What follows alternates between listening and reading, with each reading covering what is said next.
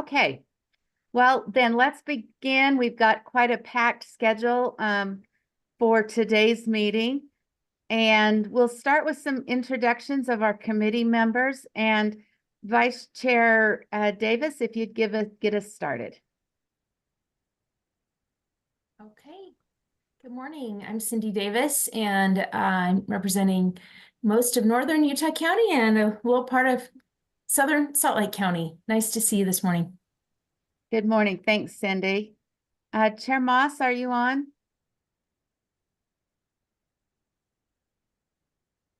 We'll circle around to him in just a minute. Board Member Straight. Yes, Brent Straight, District 3, which is the northern half of Davis County and a southern part of Weber County. Great. Board Member Bogus. Yes, my name is Christina Bogus. I represent Taylorsville, West Jordan, and Kearns. Okay, and and there's Chair Moss. Thank you, Chair Moss. If you'll introduce yourself. And you're on mute. There we go. I'm sorry, having some tech issues. Jim Moss, District 12. I represent the area from Orem to Heber Valley and out through the basin to Vernal. Perfect. And I'm Finance Chair Kristen Norton. I represent District 15, which includes all of Southern Utah and a good portion of Central Utah.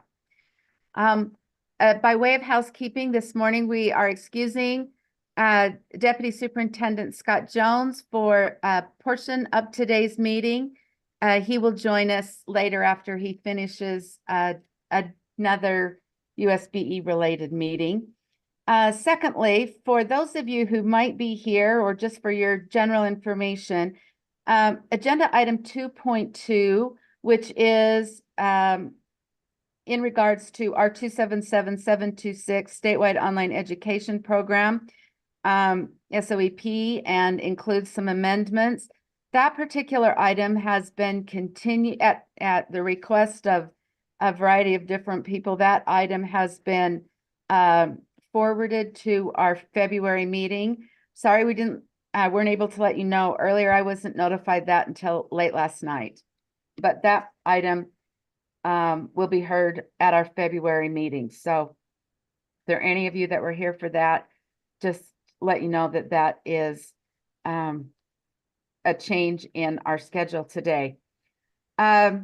We also have a number of people who are here for public comment, and it is my understanding that they would like to have their public comment just precede the item that they are speaking to.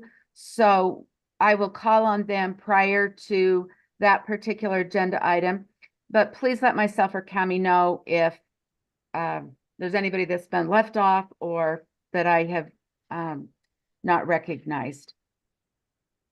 All right, so our first item of public comment is our is 2.1, which is our general public comment.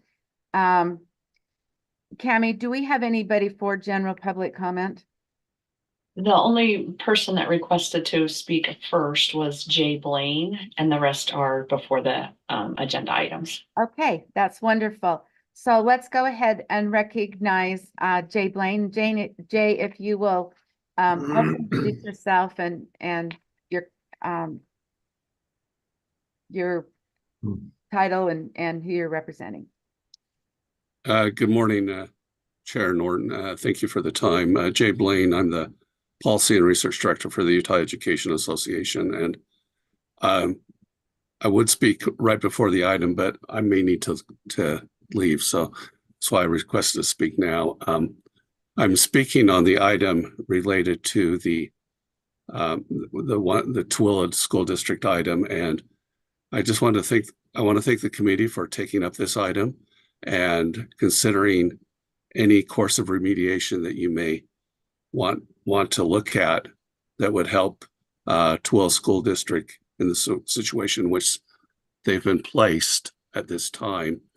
I know that you don't have to do this, but I would highly encourage you to look at options that would help them in this financial situation at this time.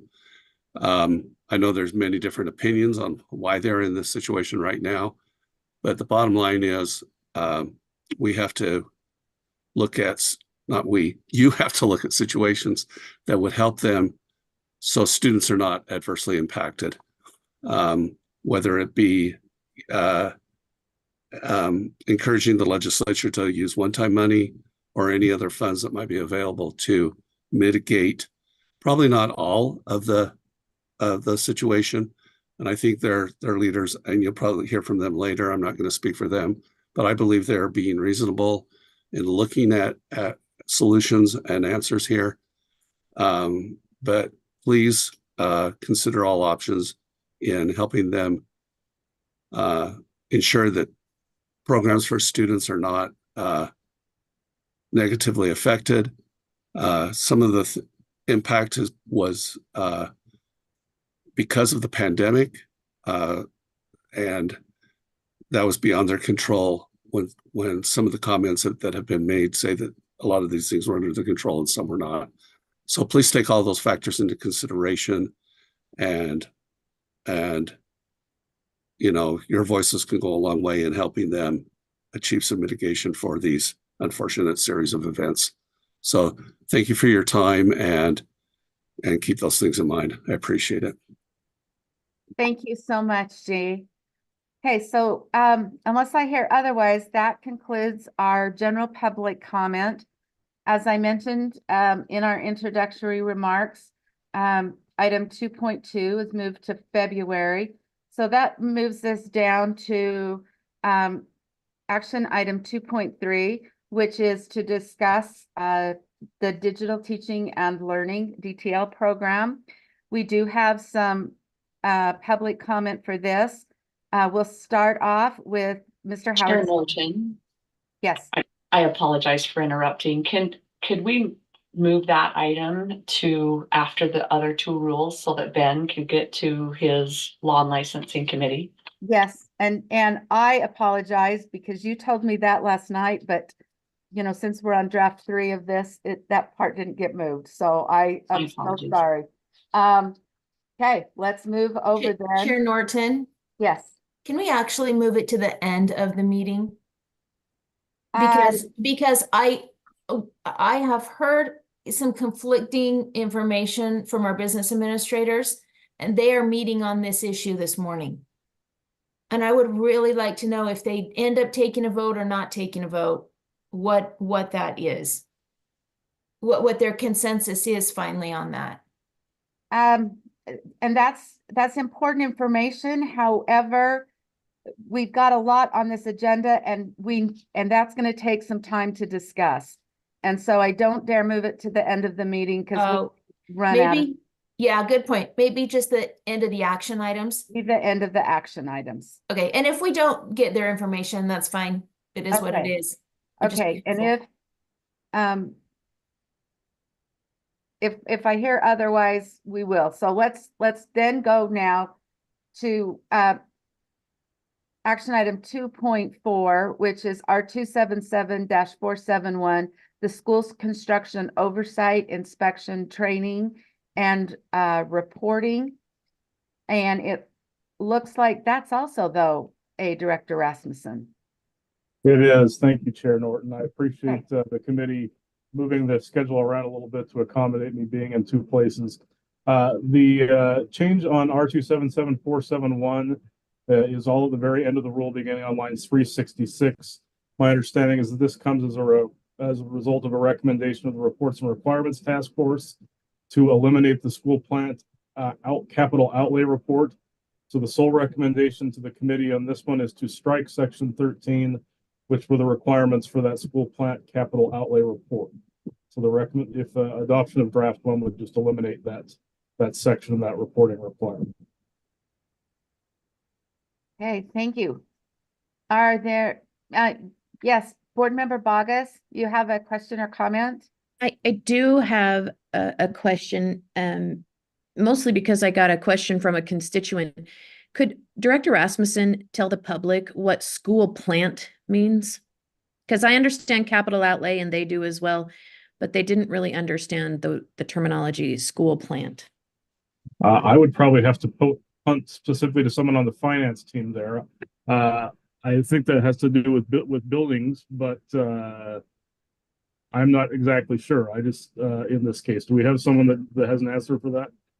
Amongst Maybe we could ask Superintendent Jacobson to direct this to whomever, Director Yuri, I think. maybe probably- Director Yuri. Okay, Director Yuri, yes. Yeah, school finance director Sam Uri. Yeah, it's anything dealing with the facilities related to the school district or charter school. I'm really not sure why that language is in code that way, school plant capital outlay, but it's really any sort of facility that's constructed. So hope that helps. So what, could I follow up, Chair? you bet.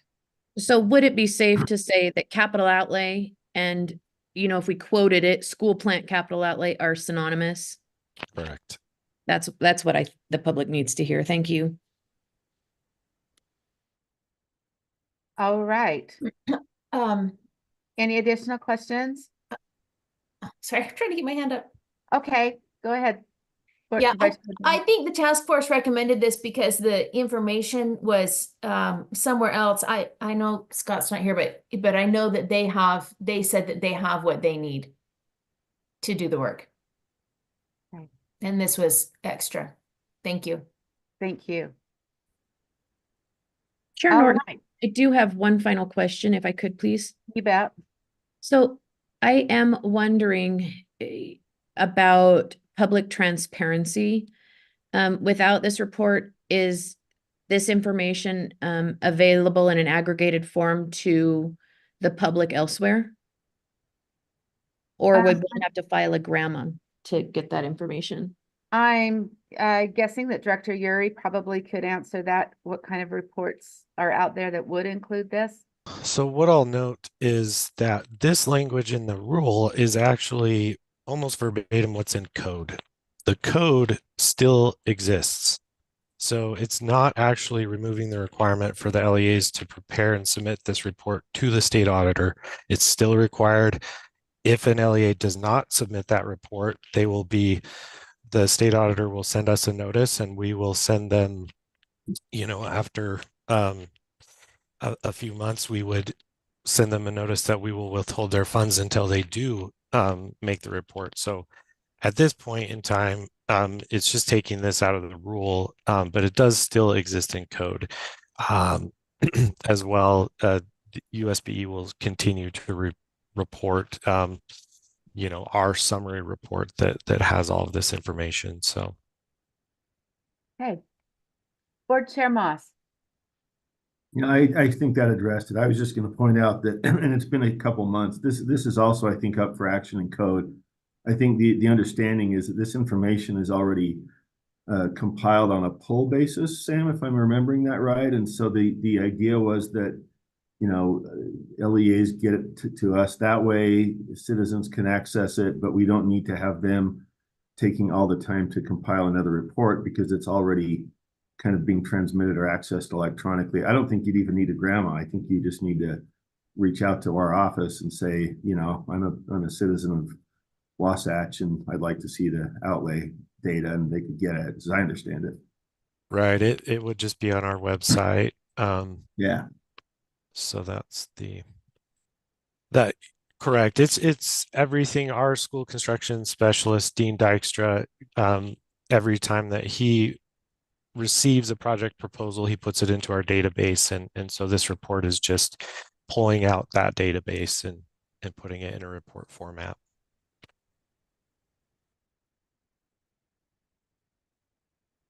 All right, so does that resolve your question or concern, Board Member Bogus? Yes, ma'am. I really do appreciate the clarity, and I'm thankful for it because I think that helps the public understand what we're doing as well. Thank you, Director Yuri. Okay, thank you.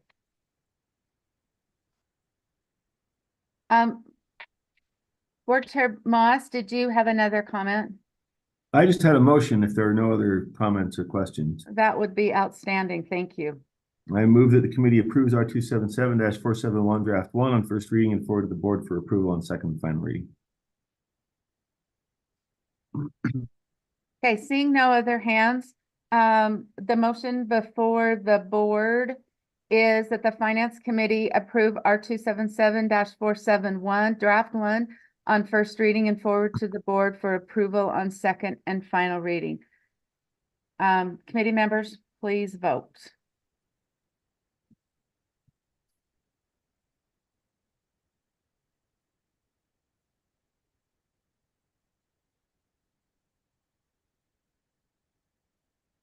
I'm not seeing board member Straight's vote.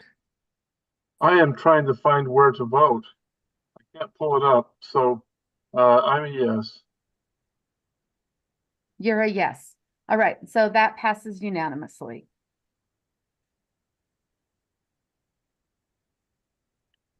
All right. Keep me on my right track here.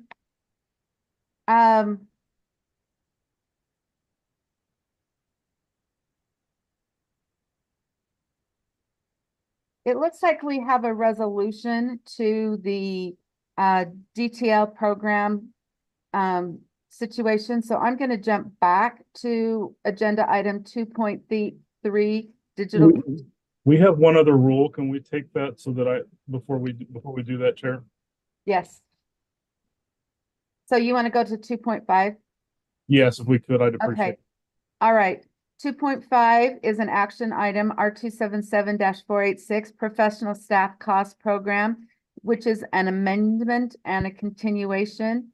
And Director Rasmussen, go ahead. Thank you, Chair. So this one hopefully should be pretty straightforward as well. This is a rule that's up for its 5-year review, meaning the board needs to take action to either repeal or continue the rule. We had staff review the rule to see if any changes were necessary. Staff recommended one small change that if you blink, you might miss it. It's on line 42. There was previous language that an LEA couldn't receive WPUs for interns. Staff recommended that we strike that there to allow for interns, but still not for paraprofessionals. Other than that, the recommendation would be to continue the rule. So that's the proposal on this, is to make that one small amendment and continue the rule. Thank you, Director Rasmussen. Do we have any questions or comments, concerns from our committee members? Ma'am, I have a quick question for Director Rasmussen. Thank you. Go ahead. Committee So member Rogers. I appreciate that, Chair. Director Rasmussen, I just want, again, I know I say for the public, but interns and what I would call student teachers, that is synonymous in this situation. Would that be a correct statement? I'm not sure if it's always synonymous. I think there are some fine details that are different between the two. In this, Director Uri, I don't know if you can speak to that for this particular program, if there's any difference.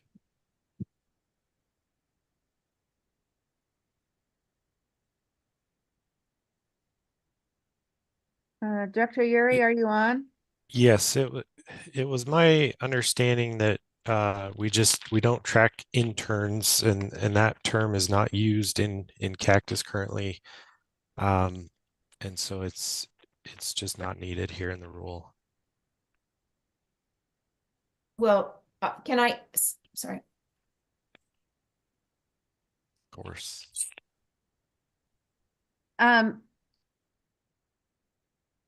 Board Member Davis.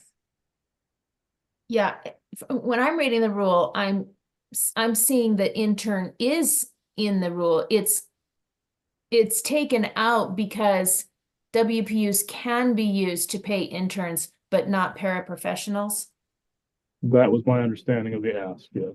Which I think is really strange that we can't use WPUs to pay paraprofessionals, but regardless, that's something I think that should be changed personally. But the interns are students who do not have their teaching license yet. but they have their own classroom and they're paid a half salary. And they do this in lieu of student teaching. And the student teachers are paid no salary and work roughly 4 months under the direction of a cooperating teacher, and the interns operate under the direction of a coach. But they are paid a half salary and benefits, so it's appropriate for WPU to be used in this space.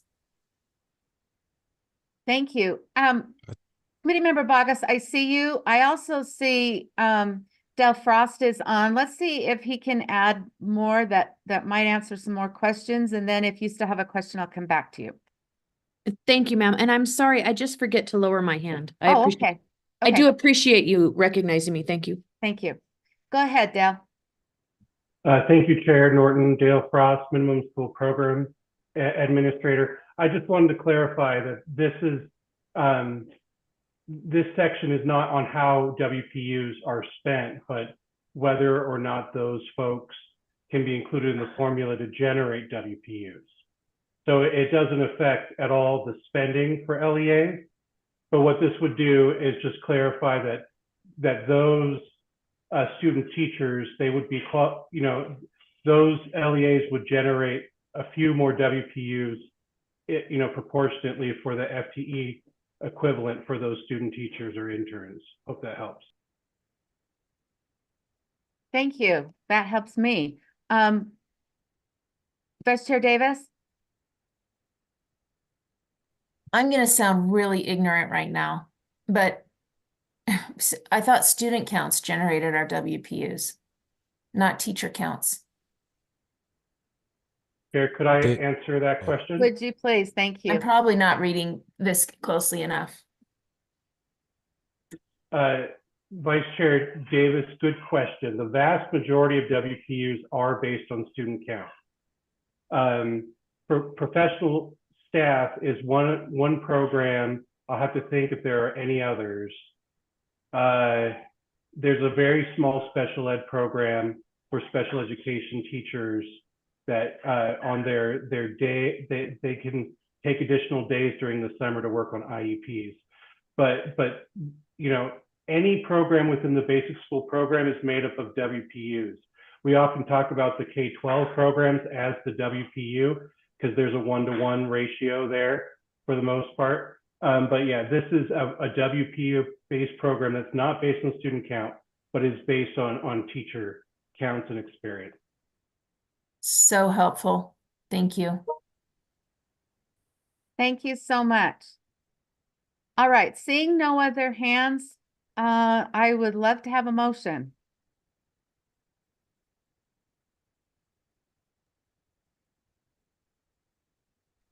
I I'll can do it.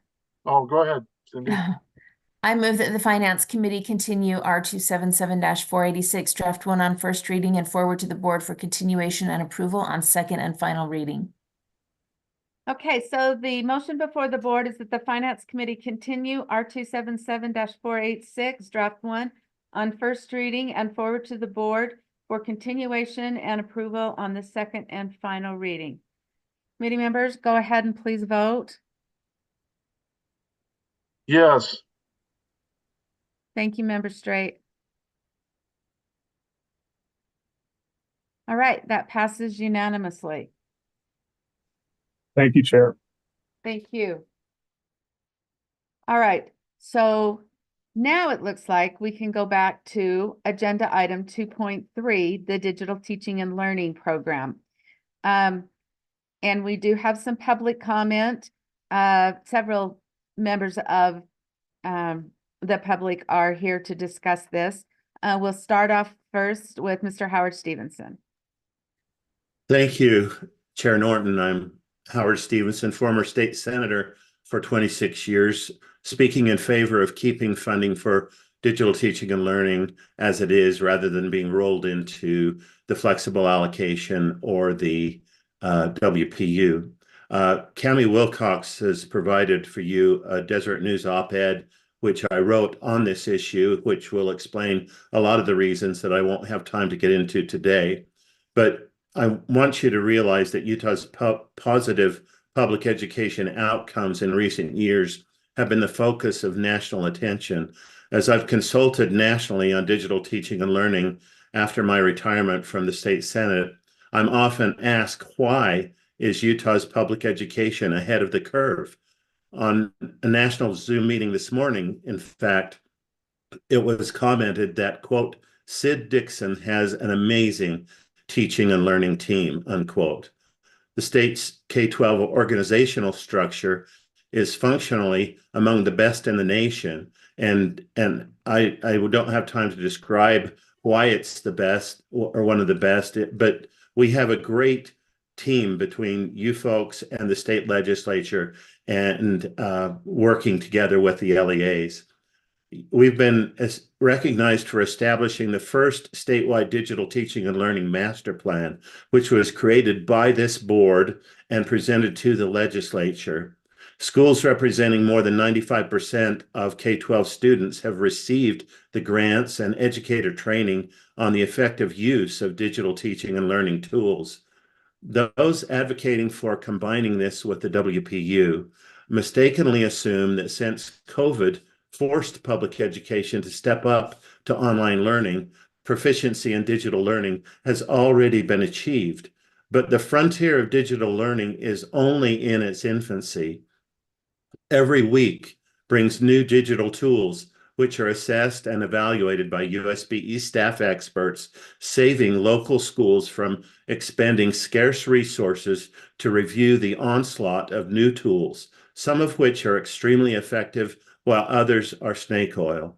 Here's an example of what your team has done. In 2020, the USB teaching and learning staff convinced the USBE to engage a statewide contract for Scribble, a cutting-edge tool which enables teachers to improve critical thinking as students engage in research and writing assignments.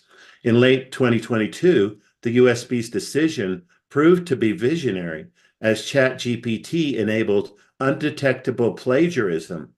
The Scribble platform ensures teachers can see and mentor students' research, curation, and synthesis of ideas in real time from start to finish.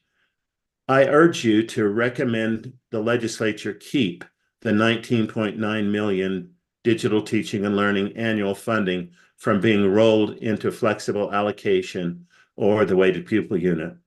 What you have is working well, and it supports the LEAs and classroom teachers, and rolling it in would do away with that ability. I'd also just like to comment, if I could, on the Tooele issue.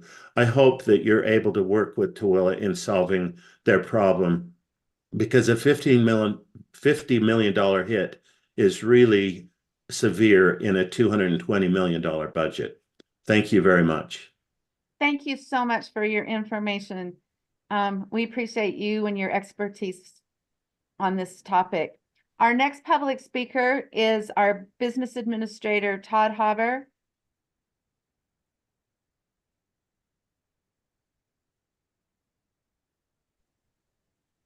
Good morning, everyone. Appreciate the opportunity to speak to you today. We in the UASBO, I'm Todd Haber, past president with the Utah Association of School Boards, or not school boards, school business officials. I don't know what I am today, but the opportunity came to us to take a poll of our business administrators across the state on this topic of DTL. And the overwhelming response came back that we would like to see the program continued as it's currently constituted. The funding does reach, as Mr. Stevenson has addressed, especially in areas of providing teacher coaches, providing the professional development and the software needed in the classrooms. So we do appreciate that. Of course, we'll always bring up the idea that the application process could be streamlined to a degree to take some of that burden off, but that shouldn't impede the idea of retaining the program overall. If we were pressed, and this is where some of the sentiment starts to split among the business administrators, if the dollars were to be relocated into either the WPU or the flexible allocation, there are some concerns that come up. The concern about going into the flexible allocation is that that program has a history of being defunded in the course of time. We can go back to 2009, 2010, when a number of programs were rolled into the flexible allocation and then became the subject of cuts. So there's trepidation in going to that particular line item. However, that line item does provide 100% of that money with flexibility, because none of the requirements of the basic program come into play. Turning over to the WPU, that we worry, or the advantage of the WPU is that it would benefit from the inflationary adjustment that's now part of the basic program. Being below the line, that doesn't happen, but above the line, there would be at least the inflationary adjustment on those dollars, which could be beneficial. The downside is that going into the regular WPU, about 30% of those dollars go into other restricted programs. So even though we may have the impression that we could retain those dollars in the WPU for the program, as a board might elect to retain, the reality is a good portion of that money will actually go to other programs because of the nature of the WPU. So there's a split on the business administrators on which risks are worth taking on and which risks are the ones we'd like to avoid. One note that we would make is if we're going down this path, that the increase to the value of the WPU should be determined first by the legislature before rolling anything into the WPU, to avoid any perception or reality that rolling up is just inflating the value of the WPU. It should be its own separate concept and conversation and not get caught up in that exercise. So those are the thoughts from the BAs at this time. Thank you so much. We are glad you were here. We know you have other pressing business this morning, but we appreciate your time and your information. Thank you, BA Haber. Okay, I'd also like to remind our committee members that you received a letter of support from the Davis School District Director of Digital Teaching and Learning, Ryan Craig Hansen. And go ahead, Member Davis, Vice Chair Davis. And you're muted. Sorry, I haven't seen those letters yet. I don't know if that's in support of rolling it into the WPU or keeping it below the line. But is it appropriate to ask a question? You bet. Of our public commenters. Business Administrator Haber, or President Haber, I don't know what you are now of the whole association. So it sounds like the vast majority want to keep the DTL program below the line, and then the split comes if they had to move it either in flexible or WPU. Was there any discernible difference in how many wanted it in flexible allocation and how many wanted it in WPU, regardless of the pros and the cons, or were they pretty equally matched? Good question. To answer the first part of the question, the DTL program needs to continue. Now, whether that means it's below the line as a line item or even could move up like the at-risk program did and appears above the line, but still as a line item for that purpose, we're good either way. The program itself should continue. On the question of the rolling it up into the value of the WPU, the majority would like to see it go into the value of the WPU with the caveat that it happens after the value of the WPU increase is determined, because there is a concern that it would get confused or actually used to justify an increase in the value of the WPU when it's really just a relocation of dollars in the minimum school program. Okay, I'm sorry. Chair, can I clarify? You bet. Okay, I want to make sure I'm hearing you very, very clearly and understanding. Your first option is to keep it as is below the line. Your second option is to avoid the flexible allocation, go into the WPU, but with some kind of a earmark, if you will, that it be used for a DTL similar to like the weighted at-risk program or something like that within the WPU. Am I hearing that correctly? Yeah, and the third would be if it disappears as a program altogether, that it would go into the value of the WPU. But After. yeah, correct. So that it doesn't After. get caught up in the effort to increase the value of the WPU. Okay, Chair, now that I've got my questions answered, I have comments to make about this, but would you like me to wait so others can ask first? Yes, let's do that. Okay. Board Chair Moss. Thank you. And I guess one of my questions is somewhat similar. If it were rolled up into the WPU, but kept as a line item, would the values adjust? We have this one pager that shows the winners and losers. Just remind me, because I have to ask myself or somebody this every time. How would that affect the amounts received by each district or charter? I guess that's for Todd, if I could. Okay, bet. Great, thank you. I think the challenge would be similar to the at-risk in that a weighting would have to be identified that would capture the dollars currently going to the digital teaching and learning line item. So it's not just simply that it goes into the value of the WPU, but it's actually a WPU driven program that would sit above the line. Follow up? Yes, sir.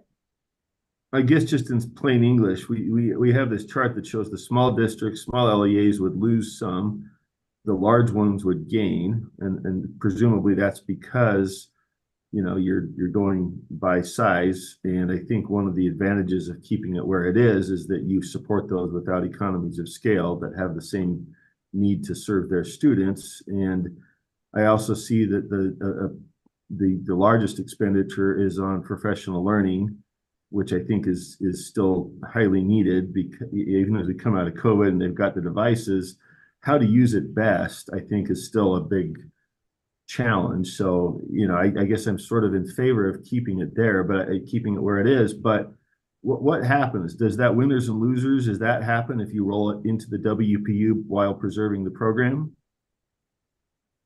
If I might, for our team or Todd, Yes, if please. anybody knows that.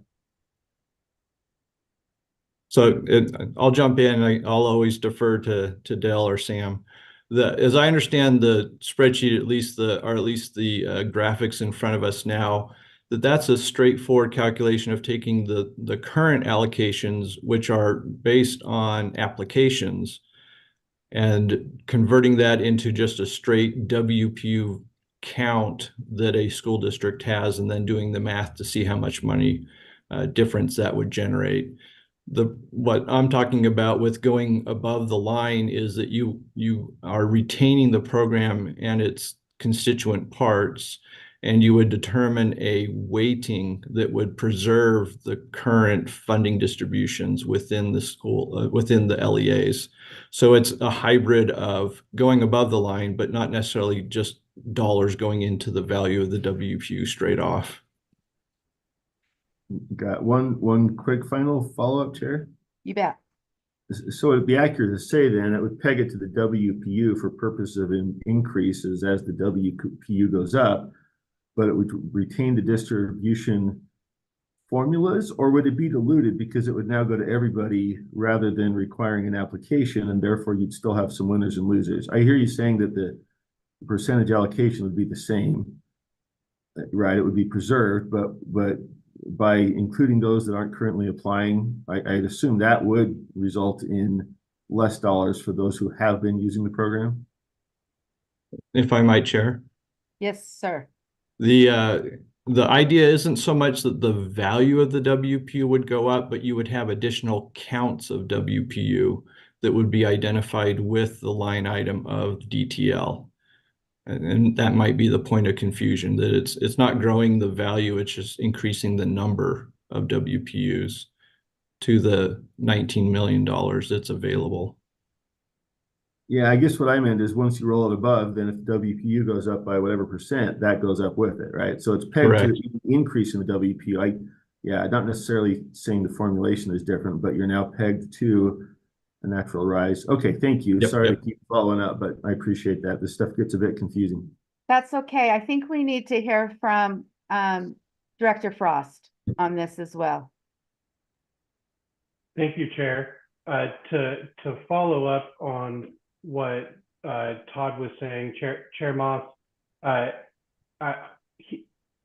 had a great explanation that, you know, creating a new program in the basic school program would add WPUs. It wouldn't change the value of the WPU. And just like, you know, the conversation on pro staff, it could be a separate formula that weights to the smaller school districts or smaller LEAs.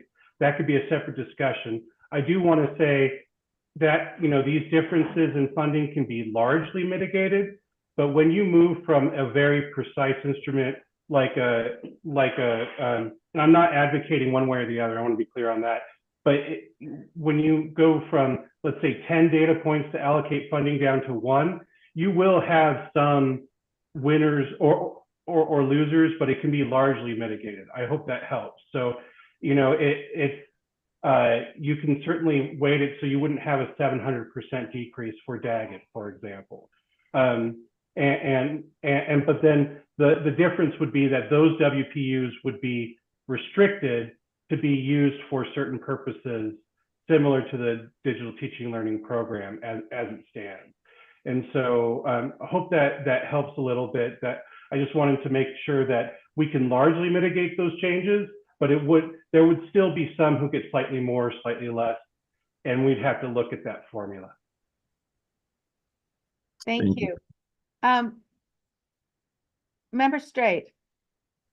Thank you. I appreciate those questions. I think there's been some good questions put out there, and I guess I just want to make certain, Mr. Hauber, is this also the view of the boards and the superintendents? Are the BAs running what each one of the LEAs are pushing for, or is this just the business administrators? If I might, Chair. You bet. Go ahead. Yeah, this was a poll among the BAs. The JLC will be meeting at 11 o'clock today, and this, along with 8 other programs, is up for further discussion. Right. Thank you. May I say something else, Chair? Yes, sir. Go ahead. So I know that we already have our funding recommendations. For example, the NEST funding. I know there's an effort out there to mitigate the NEST funding that is in addition to what we're looking at to be more equalized or to bring equity to it. I guess my suggestion would be that if we recommend, and that's what it is, that it go to the WPU, that we also attach some type of equalization or hold harmless, and that we run that through a legislator. But I guess one of the concerns is I do not want to reprioritize, because the NEST funding, I don't want to lose that in an effort to hold harmless in other areas. But if we communicate that if there isn't the money this year, then it's just like all-day kindergarten. We start the movement. It takes us maybe a year or two, but we do make progress, because there is the advantage of growth, and there is the advantage of it puts more authority into local control for school boards to make the decisions. And I don't think that, I think LEAs are very, very much ingrained in the digital teaching and learning. I don't think that'll go away even if we move it. So I feel confident on that end, although I know that some may not be so confident. Anyway, that's my thoughts. Thank you. Vice Chair Davis. Yeah, I just want to also remember and remind, though, what Director Hopper said, that that even if we put it up in the WPU and it has increases with the WPU, he mentioned you've still got about 30% of that has to go to other things, and so it's more diluted than you would think. And then if we start I think the weighting for the schools is going to happen through more of the study that we're working on with West Ed for the rural schools, and that would have to cover all of these things, because if we start parceling out everything, it's going to turn into a, in my opinion, kind of even more of a management mess. Also, the beauty of the WPU is that there's theoretically this freedom. I mean, we should be able to use it for actually more than we can, but mostly there's a lot of freedom there. And I feel like if we move it in the WPU, it's and we earmark it only for this, it's going to force everyone into this.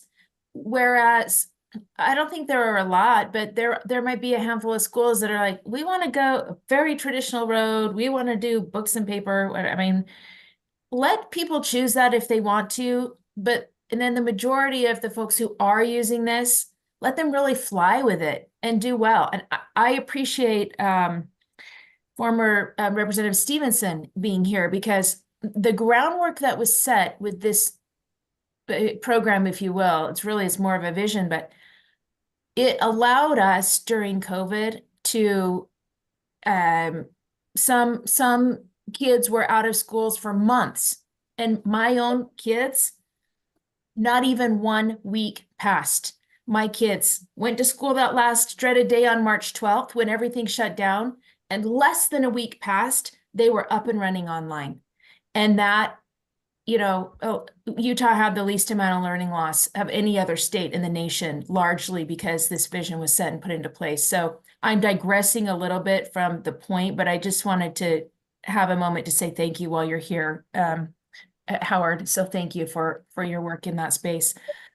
I think I'm ready to vote. I think Board Member Davis, we do not even have a motion out yet. And I'm ready to make a motion. Well, we're still in public comment. Okay. So we still have public comment. I need to. Oh, I didn't know. I'm sorry. I didn't know we had more public comment.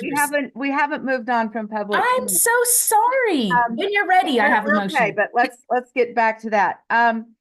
It was mentioned by a couple of the committee members that they had not seen Dr. Hansen's comments. So I am not going to read his entire letter. But the parts that I do read, I will read verbatim.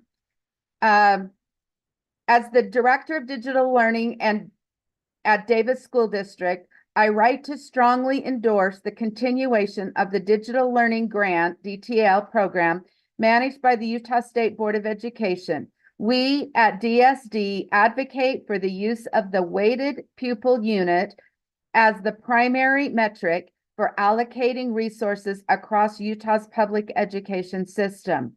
However, we also believe that the DTL program should continue to receive distinct and dedicated funding due to its effectiveness and significant influence in enhancing student outcomes and teacher success in our community. Over the past decade, the DTL program under USBE's guidance has achieved notable successes. Here is where I will not paraphrase, but I will not be reading the entire paragraphs. I'll just read the topic sentence. Development of a comprehensive, data-driven, and outcome-focused technology plan that is updated every 5 years. Number 2, partnership with the Materi Group, facilitated by USBE, has enabled local education agencies to formulate effective plans and utilize advanced data analysis. Number 3, the work has been recognized nationally at the Council of Chief State School Officers Annual Policy Review as a model relationship between state leadership and the LEA's workforce, through which the innovation use of educational technology has been efficiently featured in the benefit of students. Number 4, the collaborative and transparent approach organized by USBE and adopted by all LEAs has fostered a robust support network. Number 5, the DTL program has catalyzed instructional innovation with DSD. Number 6, During the COVID-19 pandemic, the DTL program support was pivotal in keeping one school's functional and accessible, setting a benchmark for instructional access nationwide. I will ask Cami to resend that letter to all of you today so that you do have that letter in its entirety. I see we have an additional comment from Member Stevenson, and then after that comment, I will be closing the public comment portion and we can get a motion on the board, excuse me, the motion on the table. Thank you so much. I just wanted to point out that the beauty of the Utah DTL statewide master plan is that you have the expertise at the USBE in your staff to support all of the LEAs. And as you can see from that survey that on your screen, the professional learning and coaching is the biggest part of this. And as the new DTL tools come out every week, your staff has the expertise to vet all of those and help these LEAs who have qualifying grants to pay attention to those and to not have to figure it all out themselves. So what I'm saying is, if it ain't broke, don't fix it. We're number one in the nation on the deployment of DTL, and I think we ought to stick with what we're doing. Thank you very much. Thank you so much. Okay, Vice Chair Davis. Okay. I'm ready to move forward a motion, but Thank you. quickly, I wanted to address one concern that was brought up by Todd Hauber. He might not be on anymore online, but he said the one thing they do want is for more ease in the DTL application. And I just want him to know that we've had several meetings about that, and we have worked tirelessly, and we have cut down that DTL application just recently. Well, I've been told even by like half, but I've been getting feedback that it's much, much more doable now. And you don't feel like you're doing a doctoral dissertation trying to get it done. So just please know we have been working on that. I guess I need to, if we want and are advocating to stay status quo on this, if that's the motion I want to make, do I need to make a motion, or would we just not make any motion to change? Or do I need to make a motion that we advocate? Well, we do have recommended motion to approve adding the DTL program into the WPU. Now, you can take that as the motion that you make, or you can change that to keeping it outside of the WPU. You're making the motion. Okay, then I'm going to ask, I would just use the language below the line, but I don't know if it needs to be said some other way, but I move that the Finance Committee advocates to continue the funding model for DTL as is. I don't know if I need to change the words as is to below the line or outside of the WPU, or what would be the most clear and appropriate, or if as is fine. If Chair, maybe you have an opinion, or one of our experts does. I'm going to defer this to Board Chair Moss because he works more in the legislative realms than I do. How would that best be stated? Whether to just move to maintain as opposed to not making a motion, is that the question? I think if that's the question, the motion would be, if that's the intent, to maintain. I think they need to hear what our position is rather than being, I think silence, if it's meant to preserve the program, would be interpreted perhaps as having not discussed and taken an issue. Is that the question? So let's change maintain, let's change continue to maintain. Okay, and Sarah Young's on, and she could help us on this as well. Sarah, would you like to weigh in? I was wondering if you might consider adding the existing funding model or the historical funding model, just to be able to clarify So that that is, utilizing the existing or historical. yeah, if either of those words work. Thank you. Let's do historical / existing so that Oh. if something changes this year, they know we're talking about what's been in place for quite some time. Okay. All right, so the motion before the board is that the Finance Committee advocate to maintain the historical / existing funding model for DTL.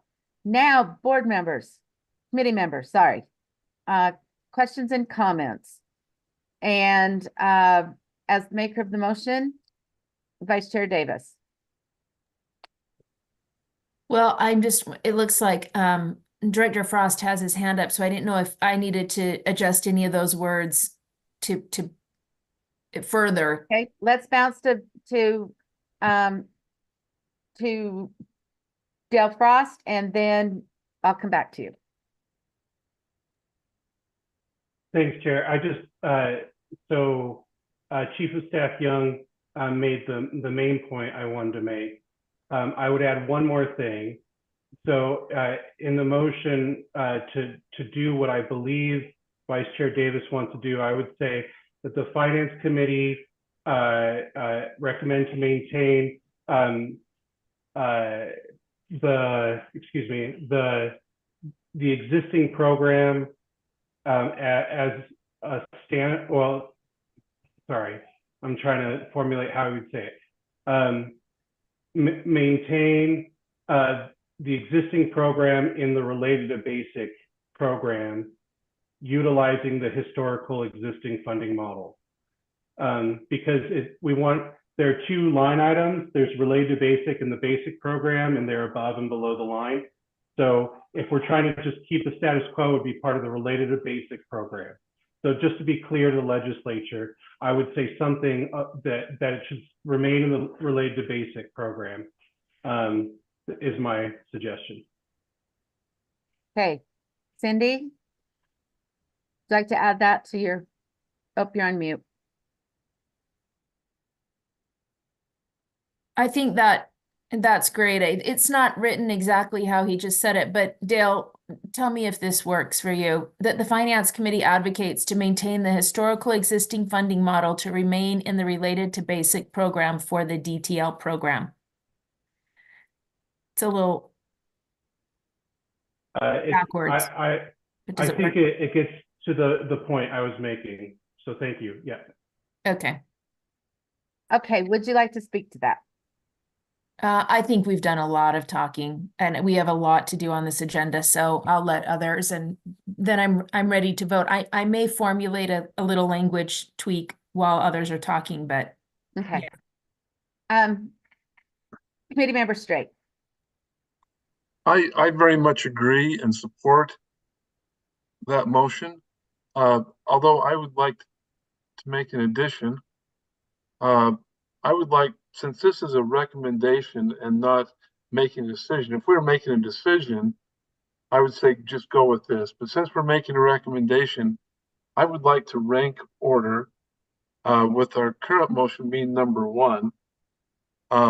Number 2, I would like to suggest the flexible allocation as much like they do with at-risk funding. So to use that model above the line. I think we need to keep digital teaching and learning in front of us, not buried inside of the WPU. I mean, I think there's enough commitment that it would still be respected, but I feel a little more comfortable just by doing the second. Are you, oh, go ahead. Are you adding this as an amendment? Yes, unless it's deemed by Board Member Davis to be friendly. We'll see. Go ahead. Then number 3, third option would be the WPU, within the WPU, and yeah, I guess that's it. So rank choice our options. Yeah, I don't know that that would be friendly member straight, because it seemed like from the feedback that we've had so far that the flexible allocation would be the last choice. Because it's a more vulnerable funding source, and it doesn't have the, if you put it in the WPU, you still got some problems with that, but you have the growth. So can we reverse those two? Well, my discussions with those that I represent is I think flexible allocation is their second Okay, option. okay. So Okay, that's make this that's as what, an amendment then. yeah, then it's an amendment. Okay, Um, Chair Moss, do you want to speak to this amendment, or did you want to discuss something different? I was going to go to the underlying motion. I'm just trying to make sure I understand the amendment. So maybe come back to me if others are teed up. Okay, to let's go understand this. ahead then and vote on the amendment. So Board Member Straight's amendment is to add on use of the, as option number 2, use of the flexible allocation similar to the at-risk program. And option number 3 is that the Finance Committee approves adding the detailed program into the WPU. Member Davis, did you want to speak to this again? Yeah, I just kind of wish we had Todd Hubbard here still, because it seems like that's reverse of what he said the majority of the LEAs were asking for. So I'm just not sure if I'm ready to vote on an amendment like that. I'd probably at this point just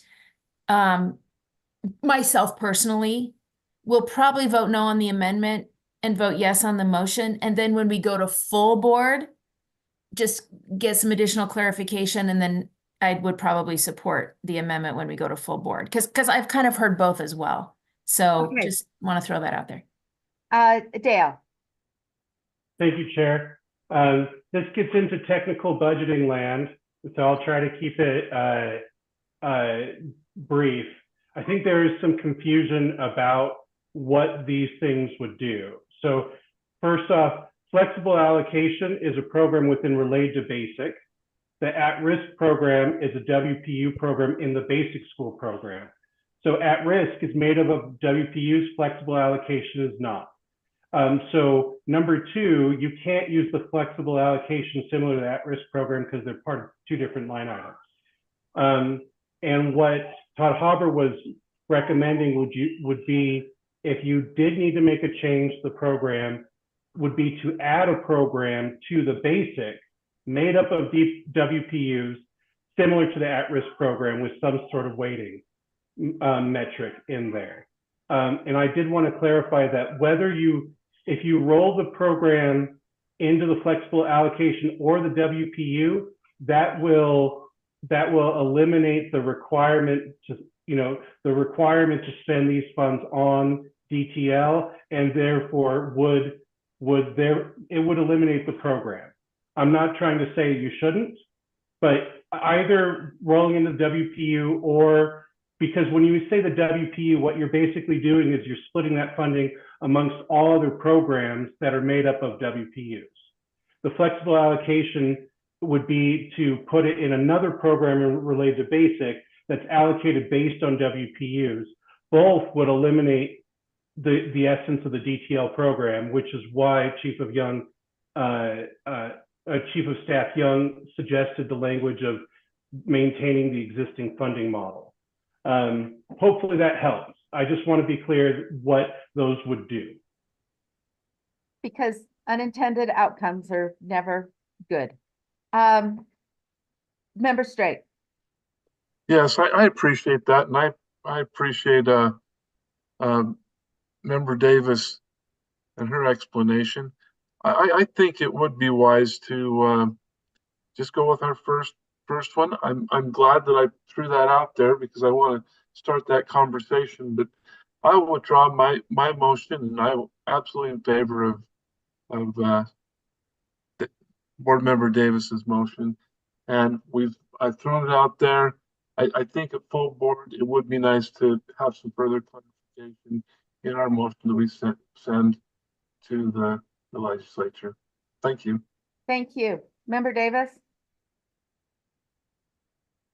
Yeah, thank you. I rewrote it for syntax, but in the interest of time, let's just vote on this thing and move on. Okay.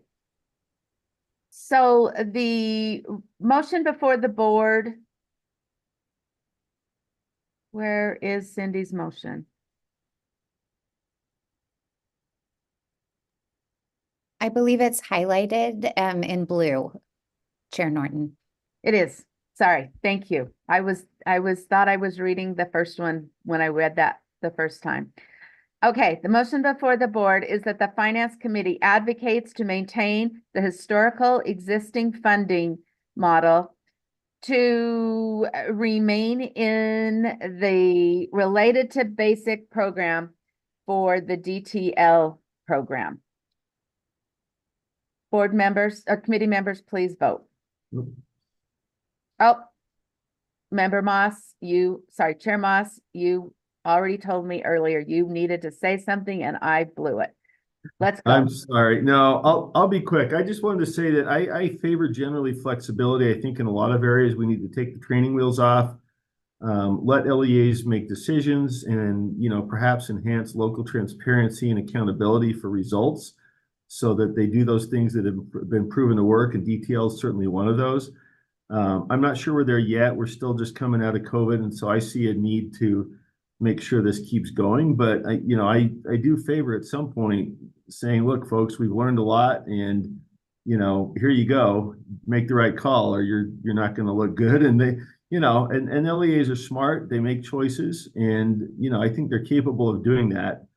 But perhaps for now, especially in the part of training on how to use this best, I think we had a lot of implementation, and as was noted, our state did amazingly well. I still think there are pockets out there where there's not the best use, although there has been implementation to drive student success. So I kind of see a need for that, especially the professional learning part, which may go away under pressure to, find money under the couch cushion. So I'm going to vote to support this, but I want to keep watching, and at some point, again, take those training wheels off and have them just be accountable for their own decisions. Thank you. Thank you. And I'm just going to add on to your comments. Many of those similar things that, generally speaking, I am a firm believer that our LEAs are doing a wonderful job, and that WPU is a great way to allocate their money. But this is a situation, and I have heard from large, small, and in between size districts that they all felt like the best model is to keep it in this DTL program. And so I appreciate their input, and I appreciate the great discussion we've had today. Let's go ahead and vote.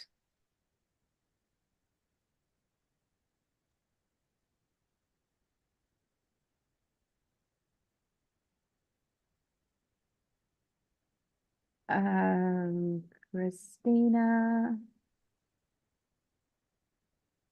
Are you seeing Member Bogus on? Ma'am, I did vote. She documented it. Okay, very good. Thank you very much. All right, that vote passes. Chair, Yes. can I just take a quick liberty? I know we just finished this agenda item, but I Let me just wanted to finish. note.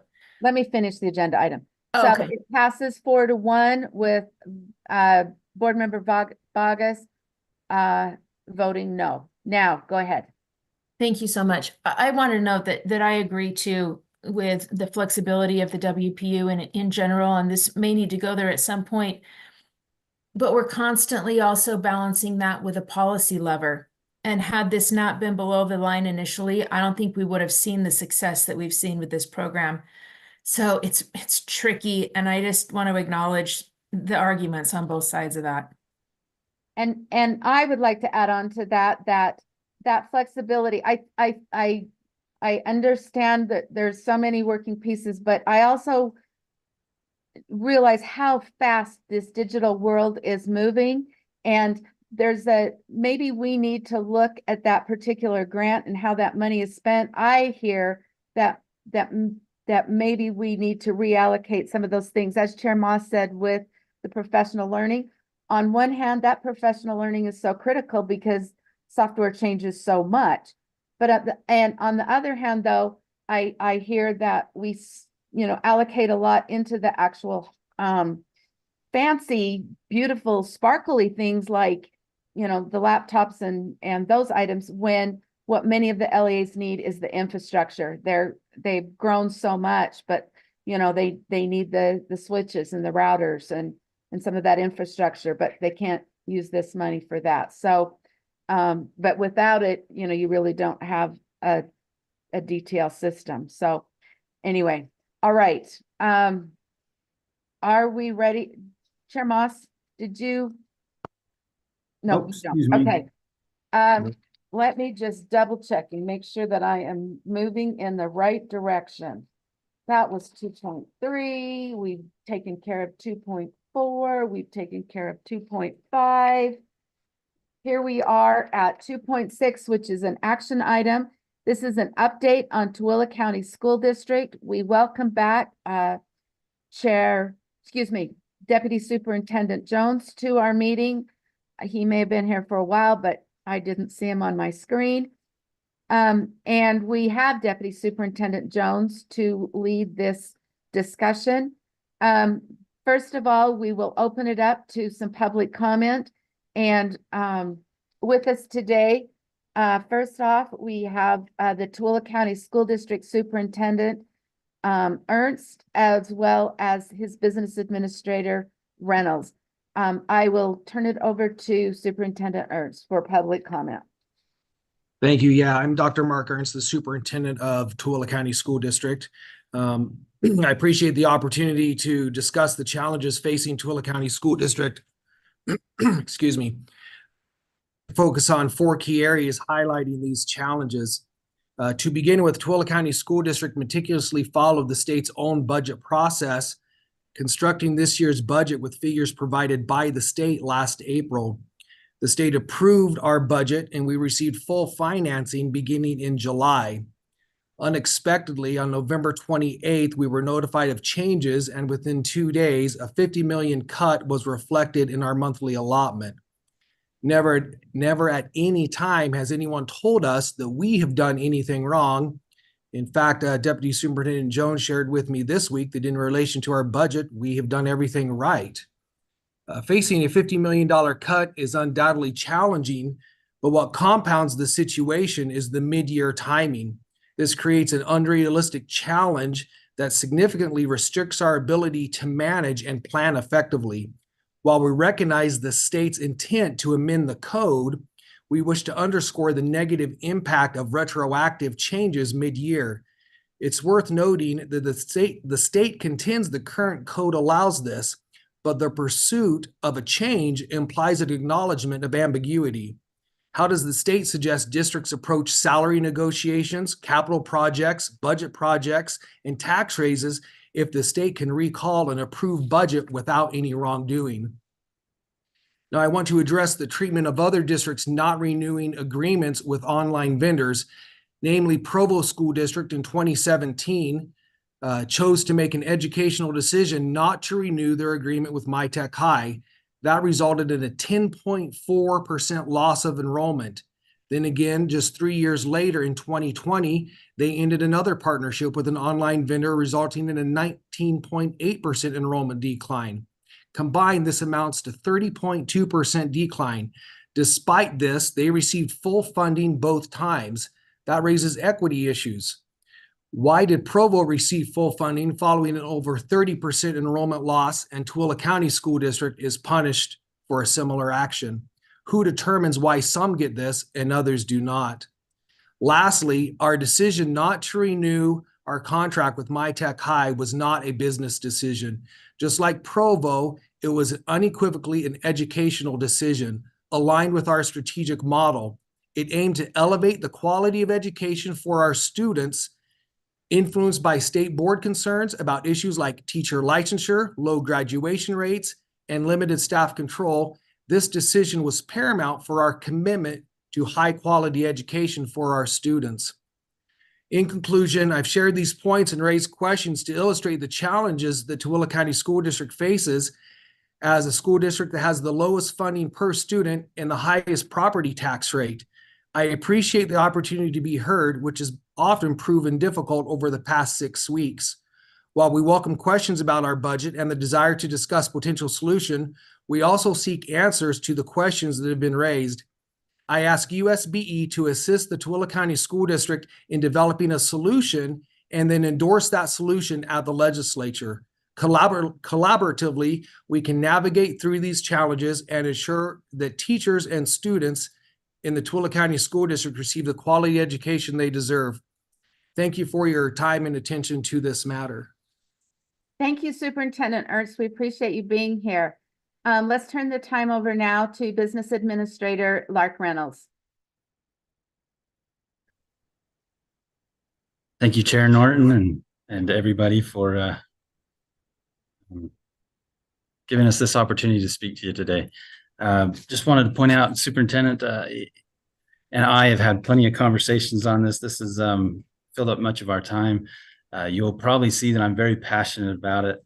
Sometimes it comes out. I'm doing my best to, as I think about some things that I could say that'd be of most importance to you. I really do hope this comes through as we are pleading and asking for your help as we go through this process. A few of the things that I've thought about, and I'm going back to some conversations I've had. I know he'll talk a little bit later, but with Assistant Superintendent Jones and Superintendent Dixon, who are the two that we have met with and talked to you all about. So I'm basically, a lot of my quotes come from them. When I think about, I'm going to go to something that Scott just said a few days ago. Excuse me, Superintendent Jones, when we were talking on the phone, he had mentioned that if he were in, and I hope this comes across to you all, if you put yourselves in our shoes in this situation, here we are mid-year, a quarter of your budget cut, what would you do? This is after negotiations, after everything. It's a big ask for our district. And Scott, you can quote me if I say this wrong a little bit later, but I heard you say that if you were in our shoes, you don't think you would have done anything different. I get it. It's easy to be the Monday morning quarterback and look back and say, hey, here's what Tooele should have done. But the history that Superintendent Ernst gave you, there was a lot of history with a lot of years. I actually have asked, Dale Frost gave me 8 years worth of known history, and I would challenge you to go back further. The second important question I asked Superintendent Dixon and Superintendent Jones in our first meeting was, has this ever happened in history that you're aware of? And the answer was simply no. What I'm talking about is the hold harmless year. We understand that this is a timing thing, that the students are no longer our students for this current fiscal year. But there has traditionally been this hold harmless year that Superintendent Ernst did a great job of addressing. And so given the historic nature of this, that it has never happened, that it is, they're seeking to make legislation go back to the beginning of the year, you can see from our appeal that there is a valid and many points in that that we feel like we have as a school district. And so we are, given that I can speak for the 8 years of known history that I have, maybe somebody has more, but we have proof that this has never happened to any other district in 8 years. And there have been plenty of them that have declined in enrollment. I won't get into because I get people want to change the law. They may not be a fan of it, but the micro versus macro, on a micro level, a student has moved to another district and been funded on a micro level for that. I get when you talk about the magnitude and volume macro of a full school, why this is being looked at. But I think it's important that we ask for your help in uniting with us and working with the legislature, because what we were told loud and clear in our meeting was that as far as the purse strings, I'm talking about the money that's available, it may not be on the table and we need the legislature's help. So we do ask that you help us in those meetings with them to see what they can do to help us out. Bottom line, a strict interpretation of the code is we could be entitled to the full 50 million we're talking about.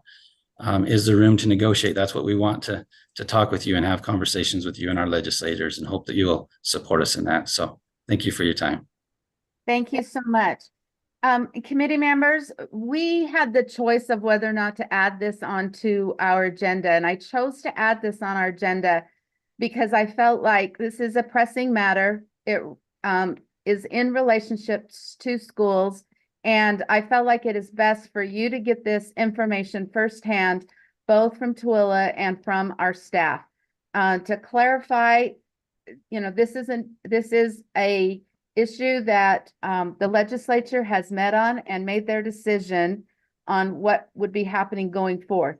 We are working in conjunction with the LFA, obviously with the districts, et cetera, because this is a very tenuous situation in Tooele.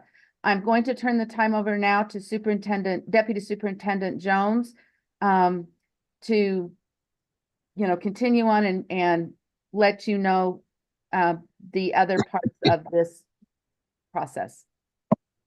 Thank you, Madam Chair, members of the committee. This agenda item, as you know, staff are required to put memorandums, board memos for agenda items in 3 weeks before the actual meeting occurs, or up to 3 weeks, around 3 weeks. At the time, 3 weeks ago, there were indications that we would have some sort of guidance or commitment on what the legislature may or may not do for Tooele during the legislative session. So when we built the agenda and it says the words proposal, the agenda was built around as if there would be there would be some kind of a proposal or some kind of recommended solution for what's Tooele is facing by the time we got to today. As we progress towards this meeting on this day, and then as you know, about 2 weeks before the meeting occurs, we're supposed to put backups in. There was no indication or strict like, hey, this is what we're going to do, this is what we're not going to do. So on Sunday, I emailed leadership and board member Norton saying, look, we just don't have anything. There's no proposal out there that I can put into the backups. And so this why I'm saying this, just from background, is it goes right to what board member Norton said. I said, do you want to keep the agenda item? Do you want to, what do you want to do? And the decision was to keep the agenda item. So because it is an action item, this facilitates this committee making any type of recommendation to the board to make any recommendations that you recommend to the board, to the legislature as we all approach the legislative session on this situation. I do want to clarify a couple of things though. Business Administrator Reynolds is correct. I did say, absolutely, I'm not sure I wouldn't have done anything different than they did, because when the budget setting process is done, it's done in the spring of the year prior to the next fiscal year. The assumptions that are made and all of the details behind that and the following of the Budgetary Procedures Act was done by Tooele. There's no questioning of that at all. The one things though that I'll offer in context or to clarify with is when we get to the mid-year updates, the mid-year updates are explicitly and entirely dependent upon the October 1 counts. So if there was any indication of anything in the spring with the budget setting process, that's fine. I fully understand that. If someone would have come to me directly and said, well, we anticipate a decline in student enrollment, which they have before, we anticipate a decline in student enrollment, we anticipate an increase in student enrollment, I say to them that it will all depend on what you certify is the status of your students' enrollments on October 1 with the head counts. So then budget process setting, I think it was fair for Tooele to assume that they would be held harmless. No issues there. However, when we got to the October 1 head counts, it became clear on exactly or precisely how much the enrollment had declined for Tooele. Then we followed the law, we followed the process in how we construct the mid-year updates. The concern, or maybe I'm overreaching on it, is a concern about knowing or being told 2 days before the mid-year update. So it was actually a professional courtesy to them for us to say, we've tried, we've worked with the LFA, we've worked with GOPB, The decision right now, though, is to not hold Tooele harmless, and here's why. Interpretation of the code, specifically the line that says for reasons beyond the control, is being applied in this situation.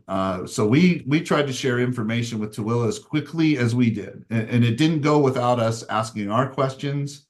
All of these different types of well, why are we doing this? The decision, though, as you all know, on December 5th, EAC, the recommendation was made to amend the code, to put the code, if the code is amended, to put it into effect this fiscal year, this current year, so as not to hold anyone harmless that severed a contract.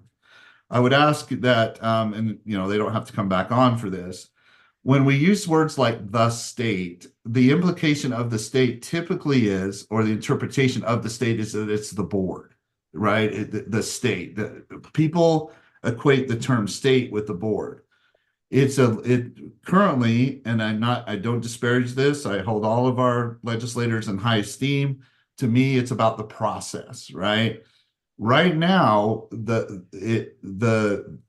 difference is that it's the legislature that is, in charge of the code, in the amendment of the code. The board has no authority or no ability without the legislature to make any change to the code. It's at the legislative level then on the code. Not if the term state is meant to apply to the legislature, that's fair, that's accurate. But the term the state could be interpreted that it's the board, that the board has the ability not to amend the code, not to make this effective in the fiscal year. The reason why I bring this up is because where it was decided to keep this agenda item on, that is something that you as finance committee members may want to consider, is a recommendation not only on or a proposal, if you will, on not only how much to recommend perhaps that the legislature could provide for Tooele to mitigate against the situation that they brought to us today, but also the timing of the code change. You could make recommendations or not on that as well. Ultimately, though, the decision is with the legislature, not you. And so that's what we tried to make clear throughout this process. And I don't offer this in any way, shape, or form as a criticism or a disparagement of the process and where things are at as of this date time group with you, the board, and or with the legislature. It is what it is. It's just simply that. And we can all come together in terms of discussing this further, moving together towards the legislative session. The one thing that I just really, and this is a point of personal privilege, is we have to be careful not to start a blame game. If we start to say, well, this happened and this happened, again, I would just ask to say that it is what it is. It doesn't mean, though, that something can't happen, that there can't be something that is done for Tooele, by way of either your proposal or recommendation, or even if you don't do anything today, it doesn't necessarily mean that something will not happen that could help with their situation. What that is, I don't know, but that's the critical aspect of this, and why I think we're all coming together around this agenda item is in the interest of not only Tooele, but the process itself, and understanding why things are where they are right now. Because I would say that this is more a result of circumstances than it is of anything, of anybody doing anything wrong or doing it. It just, the circumstances are driving this.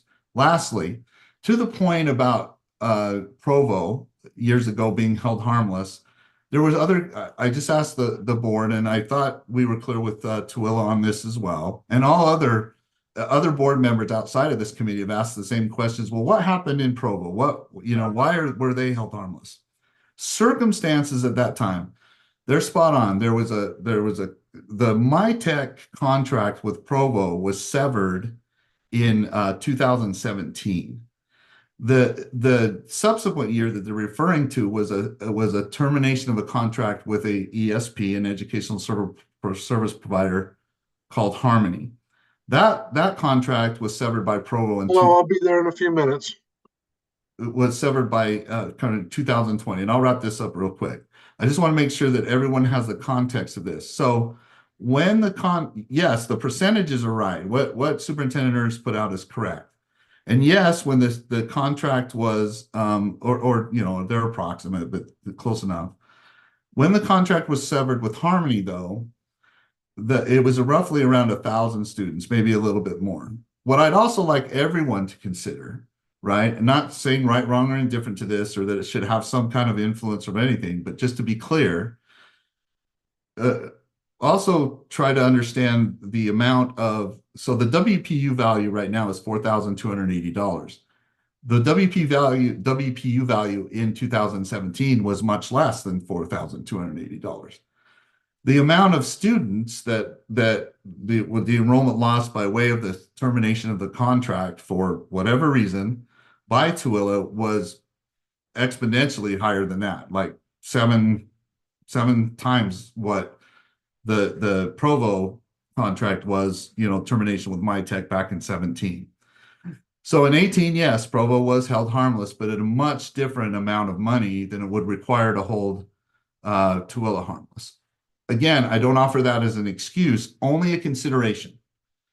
Then subsequently, or along the lines of the contract termination with Harmony by Provo in 2020, that, as we all recall, the COVID wave, so to speak, hit in the spring of 2020. And then subsequently, as we all went together and entered into 2021, literally everyone was held harmless for every reason.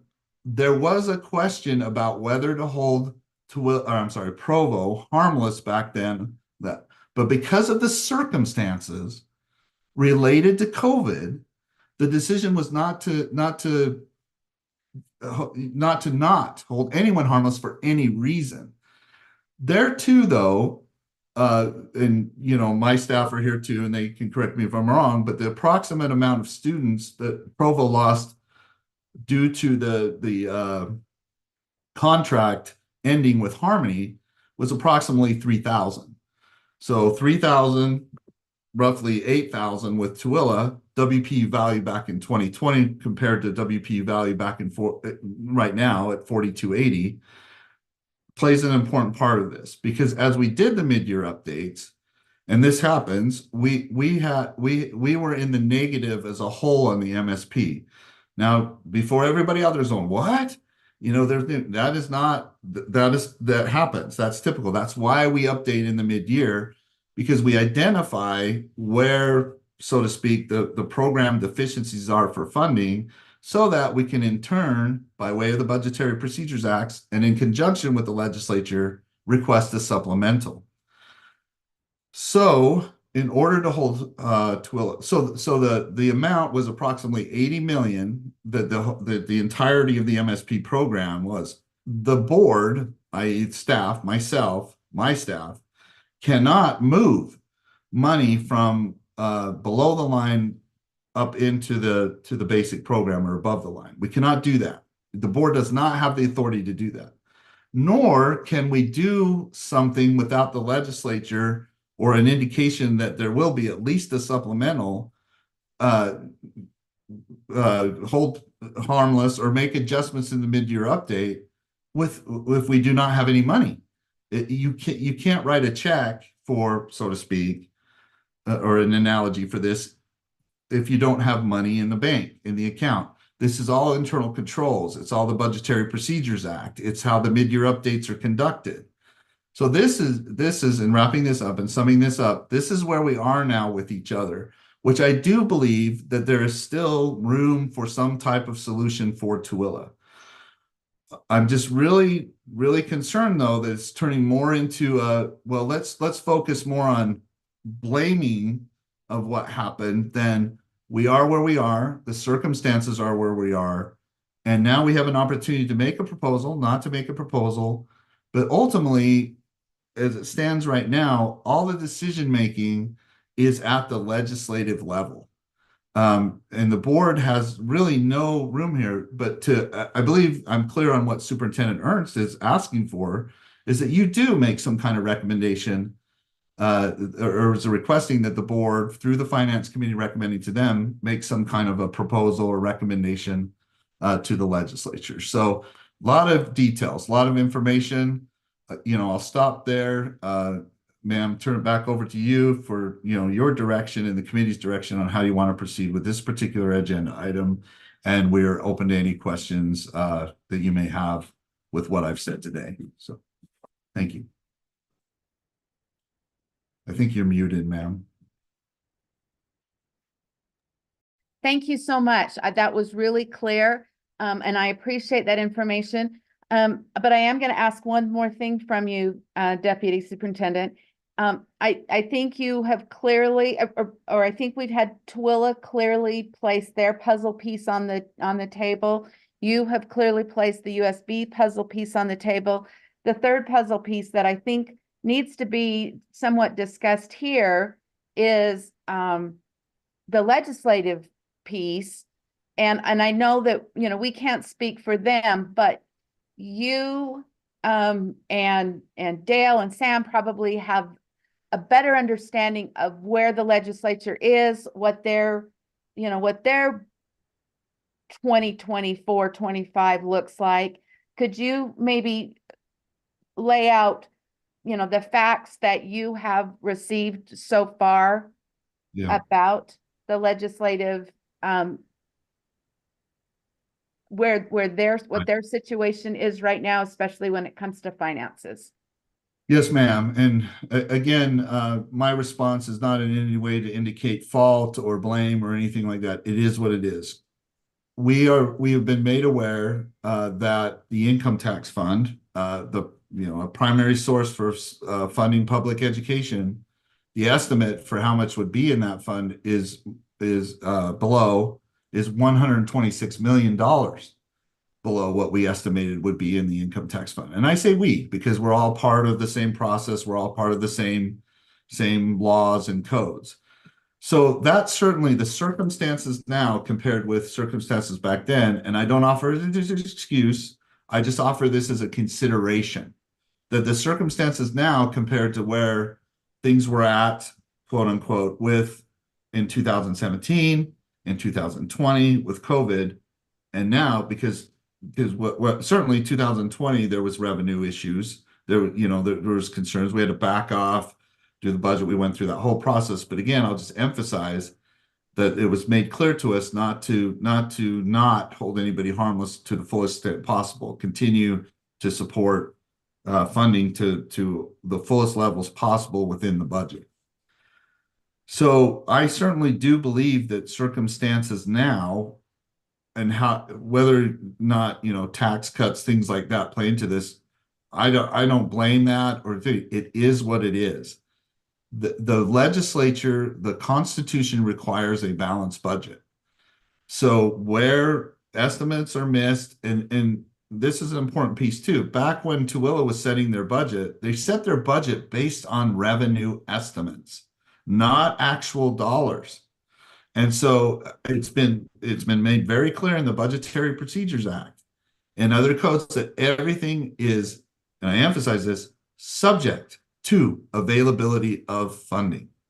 So mid-year updates are adjusted accordingly. And when we do make those adjustments, that creates, is even one more, I guess, milestone in the budgetary process where we have to consider the availability of revenues and what the legislature feels they can or cannot do in order to meet the constitutional requirement of balancing the budget.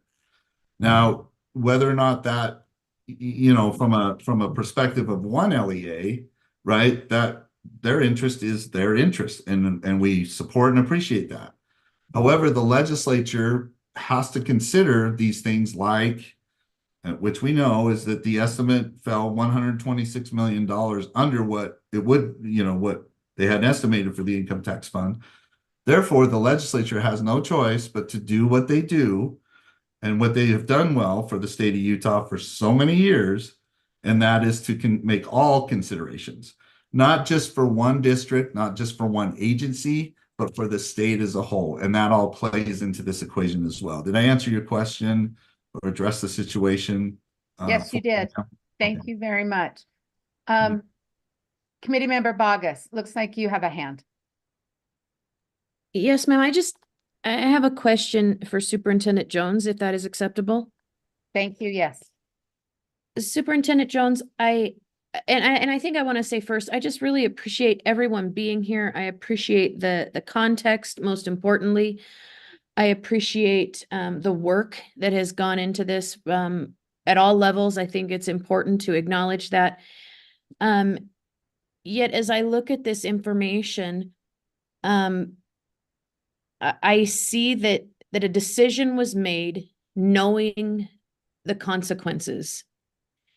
And I wonder what we're saying if there's no accountability for those decisions. And I'm not insensitive to the fact that this is 25% of the budget, at or about. I just am wondering what kind of message we're sending when decisions like this are made and the public perceives a school district receiving $50 million for students that they don't have. And so I'm trying to reconcile all these things in my head. I don't know if I articulated that well as a question, but could you help me reconcile that, not just for myself, but for my constituents?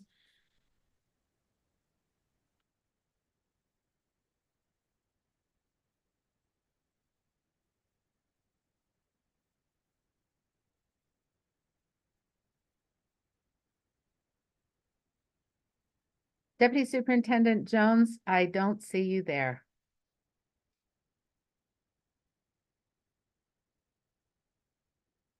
At this point, let's go to Vice Chair Davis, and if Deputy Superintendent Jones heard that question and he has a response, I'll call on him. If not, we may have to table that question. All right. No, I'm back, ma'am. Sorry about that. I got kicked out. Madam Chair, can I address Board Member Bogus's question at this time? Yes.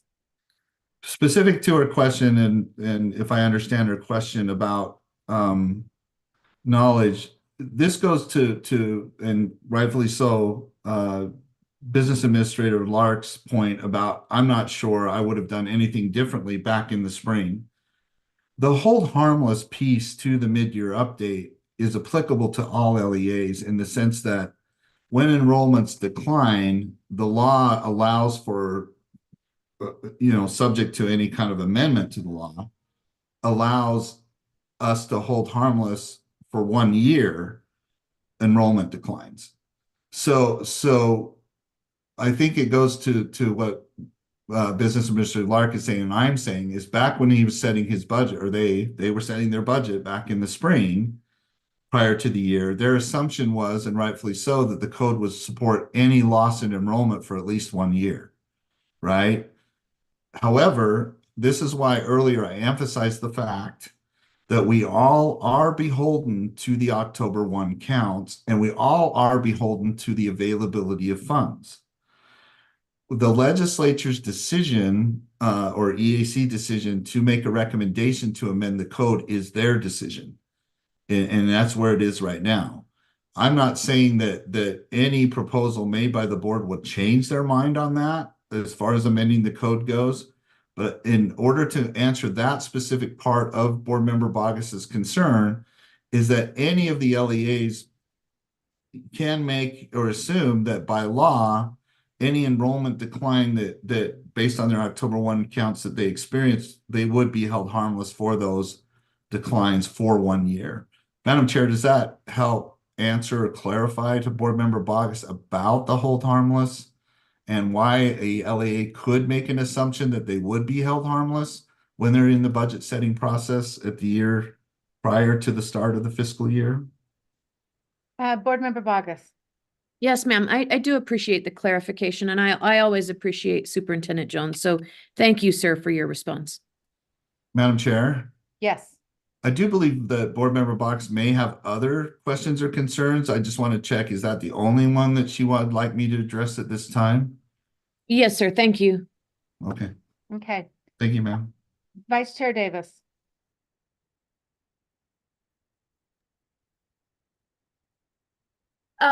So I think the language in the code is a little up for interpretation of what's in your control and what's out of your control. So, you know, you can sort of veer into different interpretations there.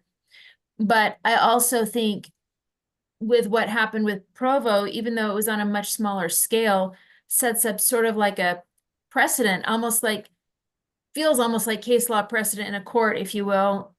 So I can see where that kind of line of thinking would be going there too. I would just like someone to clarify for me. It sounds to me like when you ask the question, well, how do you prevent this from happening again? That EAC has made a recommendation for code change that says this hold harmless is not going to apply to a situation of this type. I just read the language. I can't remember the exact words in my mind right now, but it seemed like they fix it for the future. Are we looking at right now to help? There was a comment made about funding to help students that aren't there, but from what I'm hearing, and maybe someone can clarify this, is that the funding shortfall is impacting students who are there right now. I understand that it's because of students who are no longer there, but it's impacting or will impact students who are there. That's my first clarification I'd like someone to make. And the second one is, what exactly is being sought here? Is it advocacy to ask EAC or the legislature to grandfather in Tooele District to the home harmless prior to the new code that they are suggesting? Is that what's being sought after, or is there a different kind of solution that's being sought? Two questions. Is the shortfall impacting students now? And what is the solution we are seeking and we have available to us to help? Because kids are at stake, right? Madam Chair. That's true. Please, go ahead. So well, let me start with this. So we received, we asked, myself and Superintendent asked Business Administrator Reynolds, okay, given the fact that it's highly unlikely that you'll be held harmless for $50 million, right? How much would you need to, or, you know, what's the amount you would need not to where it would affect, and I think this goes to Board Member Davis's point or question. We asked specifically of them, hey, you know, let us know how much you would need so that layoffs wouldn't occur, or you would have to make adjustments to salaries, where if you didn't have the, you know, the funding and you lay a teacher off, then I think this is what Board Member Davis's point is, that would affect other students potentially. Although there are questions about, well, you know, if where this relationship with this vendor was severed and all those students went with them and all the teachers that vendor provides went with them too, then so we can, you know, we can talk about this. So there is that, there's that consideration as well. The point is that and my understanding from Business Administrator Reynolds is that it's 20 million. Is that $20 million is what they identified would be necessary to mitigate against what Board Member Davis's concerns are. Is what are the second and third level effects to students of not holding Tooele harmless, and then subsequently also what's going on to the change to the code. So there's that piece of it right there.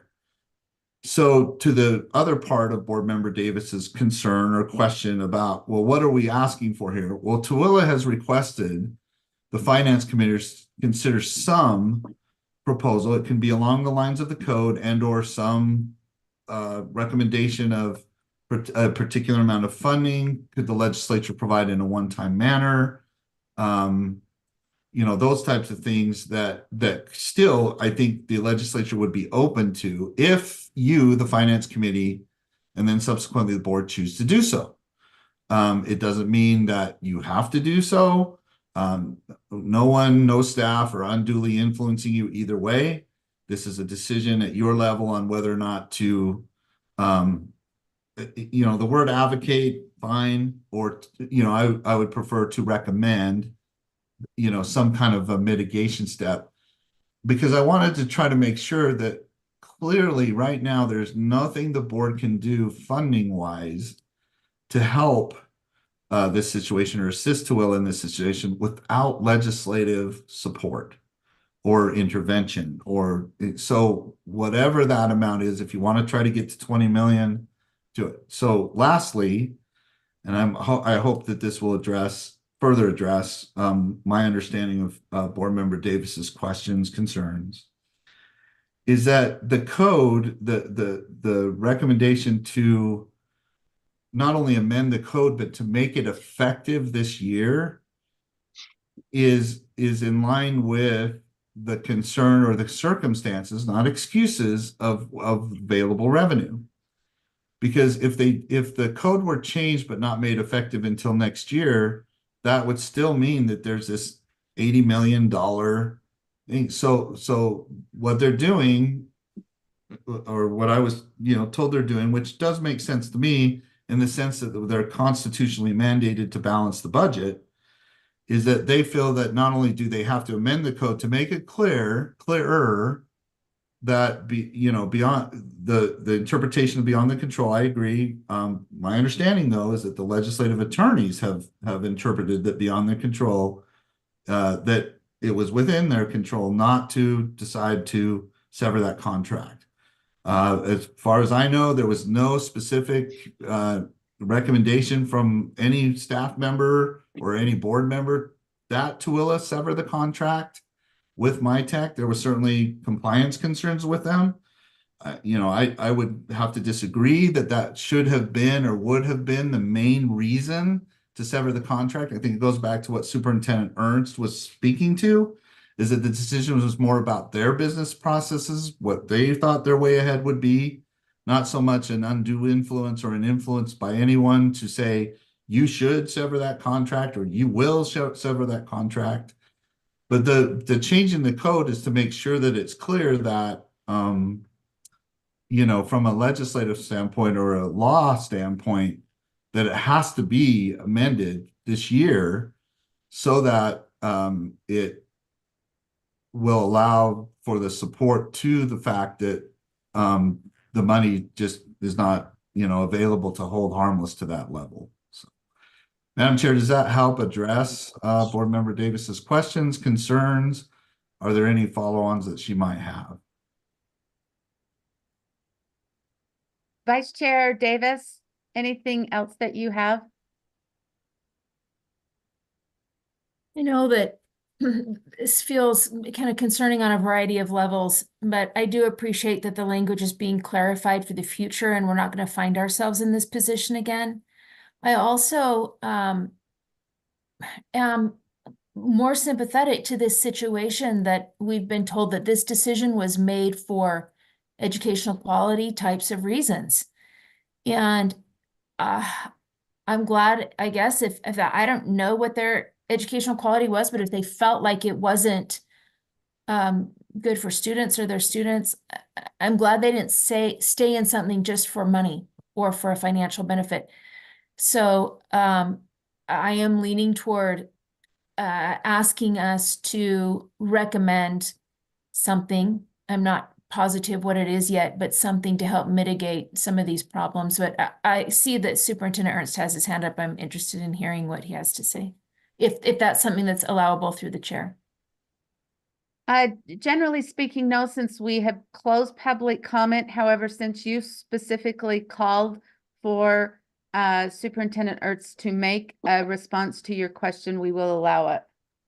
Yeah, and I just wanted to say two things, and thank you, Madam Chair, for allowing me. Deputy Superintendent Jones is absolutely correct. There was no recommendation from the state level that we not renew our contract with the vendor. It was a decision based on what we can do as a district, what we're capable of doing, what controls we have through the vendor, what they could do or were not willing to do. And then to Member Davis's point, and I know this has been a topic of debate among people. I don't know how else to say it. This was in no way a business decision. It was 100% educational in what we're trying to do, changes we're trying to make in Tooele County School District to enhance the education that we provide our students. We could not stay connected with MyTech High because one of our schools was forced into turnaround because of our partnership with MyTech High. As long as we would have been in that partnership, we never would have been able to get that school out of turnaround because it was such a large number of students. So 100% educational. And I know there's people that think that is inaccurate, but I can just say with all sincerity that it was an education decision that we made. Chair? Thank you so much.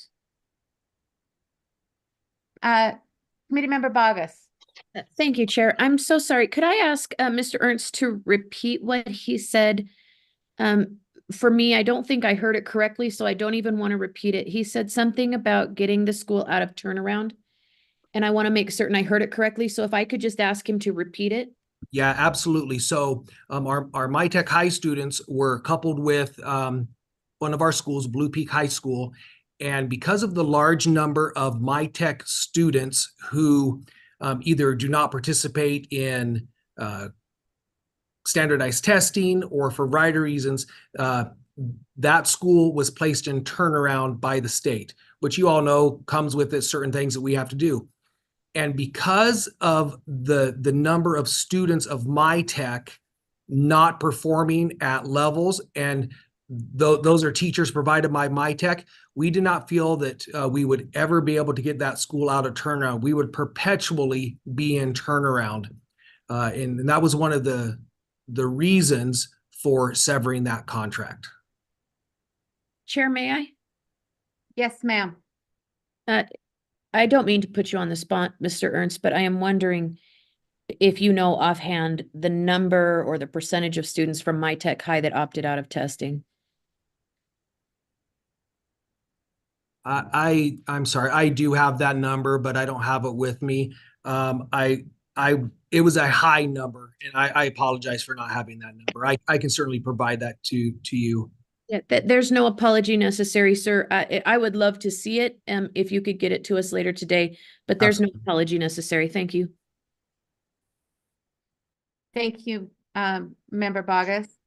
All right, at this point, I see no other hands. Oh, I do see, Vice Chair Davis.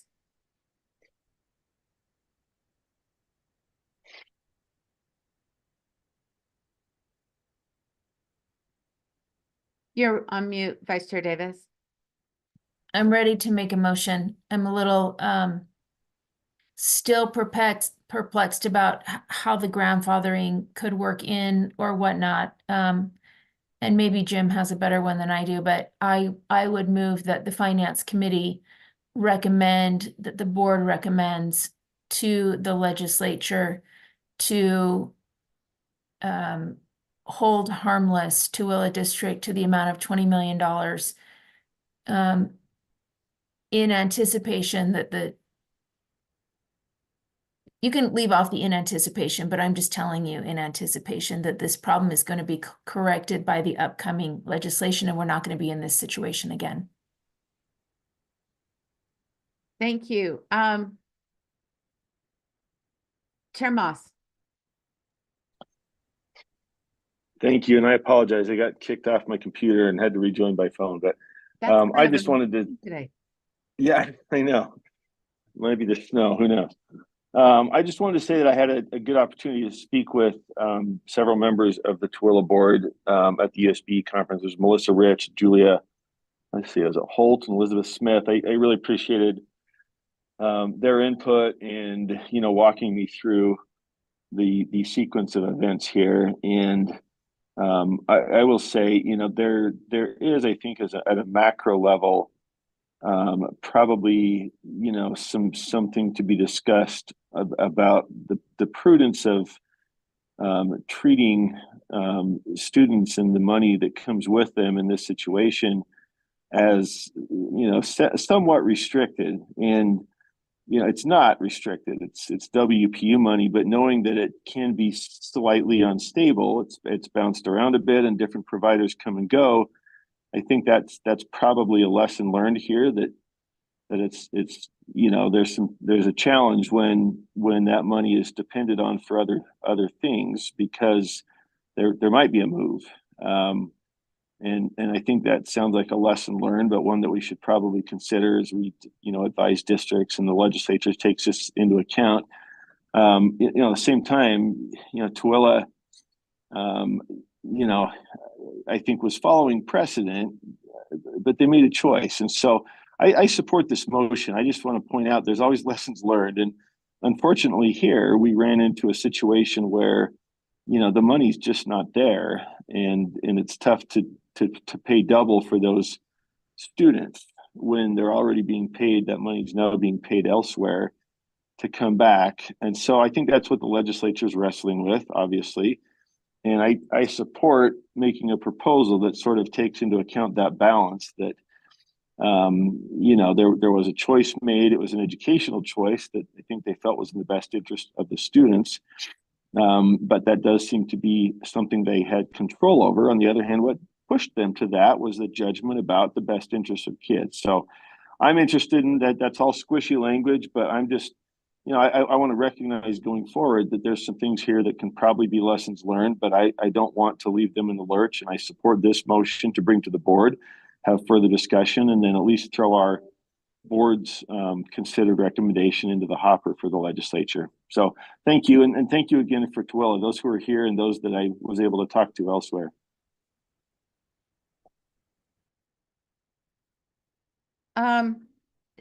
You both have your hands still up. Did either one of you want to make additional comments? I just was, in light of Chair Moss's opinions. Oh, looks like he's in the meeting twice. That's interesting. I'm trying to get out, folks, and I'm also trying to lower my hand. I'm sorry. Ignore me while I get this straightened out. We get it. I just was unsure. I just want to make sure that amount is appropriate. It's less than half of what the loss was, but could be enough to help them to maintain despite decisions or precedents or consequences or all the things that are wrapped up into this situation. Is this appropriate? The amount? Well, that is something that I would like to maybe even amend. I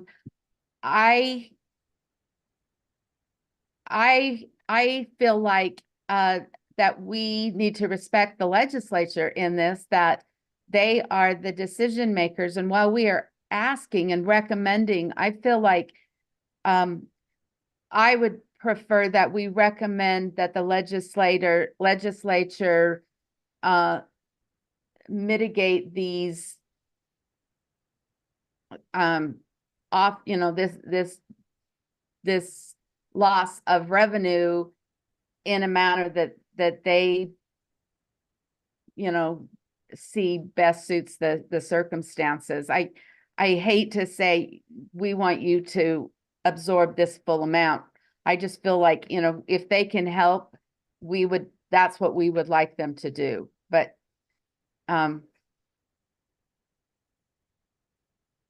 ahead, Deputy Superintendent Jones. Thank you, Madam Chair. Just for consideration, and if you deem it appropriate, you may want to call on Business Administrator Reynolds to validate my statement about his sharing that, a minimum of 20 million would be needed and what that would do for them or mitigate for them. I'm not an attorney, so the term hold harmless has implications, though, with the pending code change, right?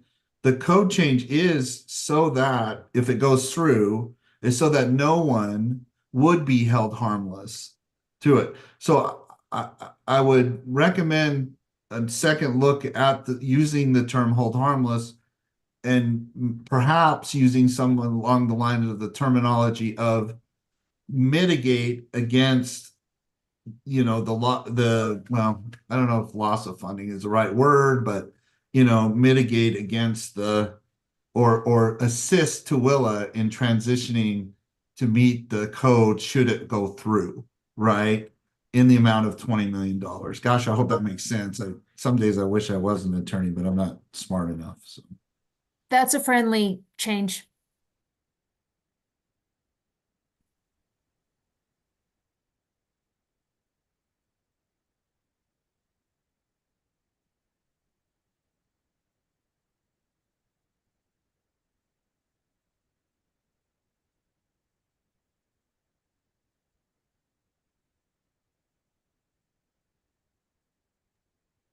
Madam Chair, would you find it a value add to recognize Business Administrator Reynolds to speak to the 20 million, or you don't have to? Yes, I would. No, Okay. I appreciate that. I'm not sure if he's still on with us or not. I hope I was just digesting the new motion. Yes, if Business Administrator Reynolds is still on, that would be helpful to have him address the $20 million. Point of information, in the motion language, he added if it goes through or if it passes. I think it's important to add at the end so there's clarity for the public. This isn't already a code that's in place. It's if the code passes, the mitigation might be needed. I'm thinking. Or is the mitigation needed currently because of the way the legislature is interpreting the code? Sorry, that question just came to me. I'll wait my turn. They changed the code. The code has changed. not? I'm Sorry. not sure if Back I up. may, Madam Chair. I'm not sure that I think that right now the code can't be changed until the legislative session is actually in, or until the legislature is actually in session. So I don't think the code has actually been changed yet. The committee just proposal- passed. The committee just recommended, the EAC just recommended the code be changed so that effective this fiscal year, no one that terminated a contract. You see, I don't have the exact language though either, but the inclination is, or the implication is, that no one would be held harmless effective this fiscal year, which has that second and third level effect on Tooele, right? That would be held harmless for a decision on their part within their control to terminate a contract with an educational service provider. So I don't think the code has been actually adopted. It's just a recommendation. So if the code were to pass, what I'm saying is the code were to pass and it would be put into effect this fiscal year, that would mean that by law, Tooele could not be held harmless for the thing. Does that make sense? So then, where that's the case, you could recommend then too that the legislature consider that they assist, or we assist Tooele with at least $20 million to help absorb the change to the code, effective this fiscal year, which would recognize that back when Tooele was setting their budget, this goes to my statement that I'm not sure I wouldn't have done exactly what Lark did, right? Because, based on the information and the conditions on the ground he had at the time, I think it was fair to assume that they would be held harmless. However, everything is subject to the October 1 count. So I'm sorry, I'm tying a lot of time up. Does that make it clear? I was just concerned with using the words hold harmless is an implication that, that the code is still there to hold anyone, not just to harmless for a decision to terminate a contract with an educational services provider. I hope that makes sense. Thank you, ma'am. Thank you. Is Business Administrator Reynolds on? Yes, I am. Oh, go ahead then. Thank Sorry, you. we're sharing a computer and it looks like it says Superintendent Ernst, but this is Lark Reynolds, Business Administrator from Tooele. I guess the best way to answer that question of what we need, that's very difficult for me because you can see everybody's been talking about this law, a proposed change that we have not yet seen. And so I can't even speak to specifics about it. It's being made retroactive at the beginning of the year. I go back to what has been said. The precedents and past history teaches us that there is a hold harmless year. Now we're just seem to be arguing over how much can get by. And that's always been a difficult conversation with us. So what Scott, the 20 million that was presented, I know that came from a PowerPoint we presented. That's as if we cut everything in there. If we could get $50 million, that's also a home run. I get it. This isn't a negotiation. We've never been part of these conversations with the legislature. We'd love to have them. But to answer your question, it's transparent. Anybody can request this.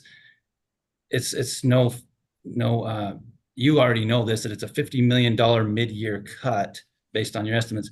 We had been spending, if you're just talking about contracted teachers, $23 million to MyTech High in the past. People, that assumption is out there that it's easy. We just had $50 million of cost to MyTech High. You just cut that, it's a wash.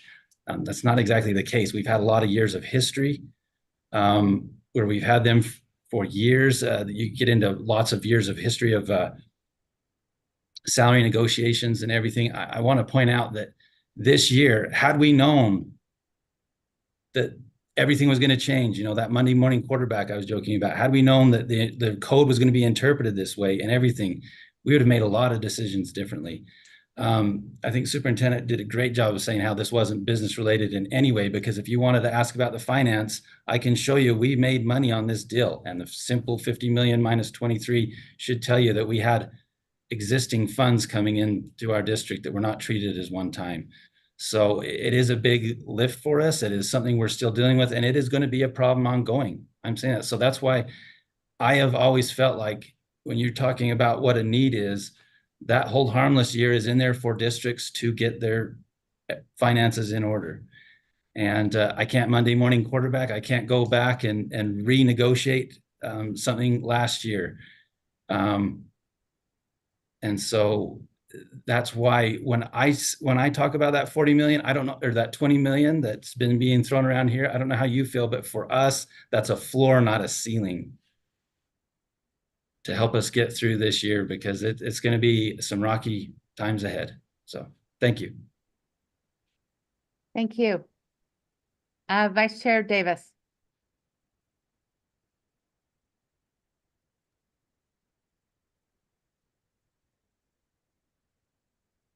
I'm gonna withdraw my hand. I'm just trying to process all of this, honestly. So, thank you, Chair. Okay, so seeing no additional hands, the motion before the committee is that the Finance Committee recommend that the board recommend to the legislature to assist Tooele School District in, I need to increase my font size. That would probably help. In the amount of $20 million to meet the charges, the changes in code if it passes. Committee members, go ahead and please vote.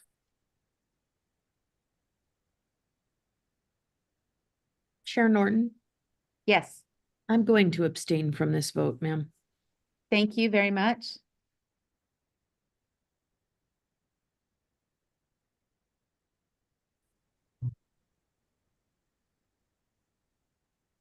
Chair, could I speak to my vote as I'm voting? Of course you can. All right. I'm usually the one having to answer that question. I'm going to vote yes. I just want to say that, this for me is not final. We need to go before the board.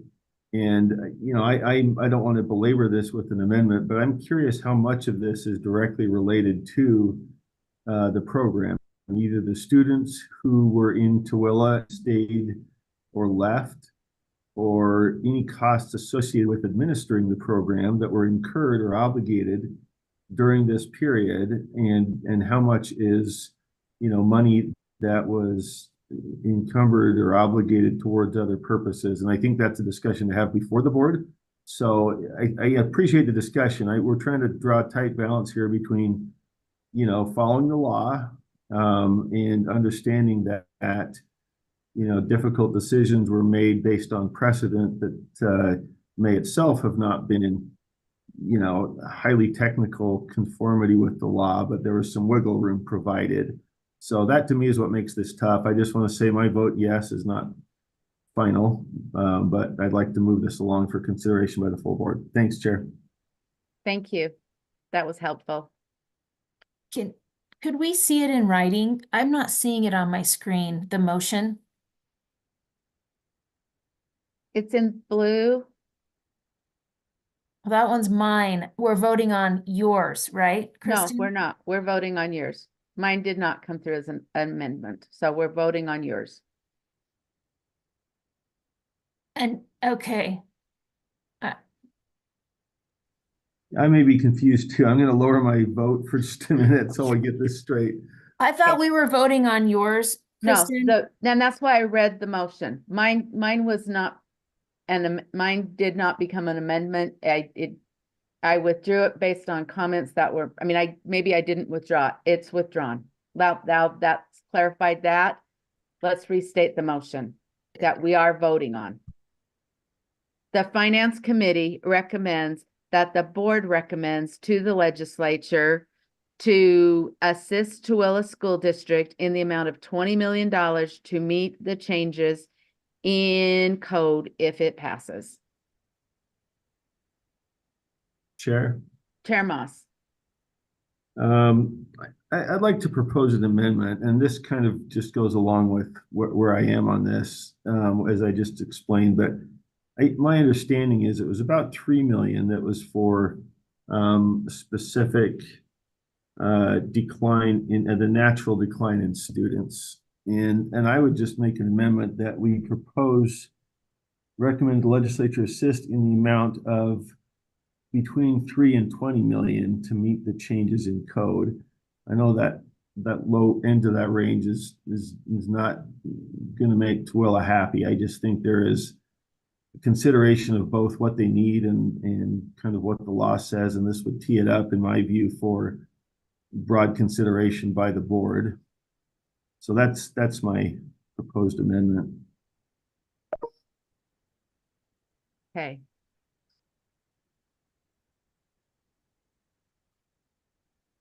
Vice Chair Davis, did you want to speak to that?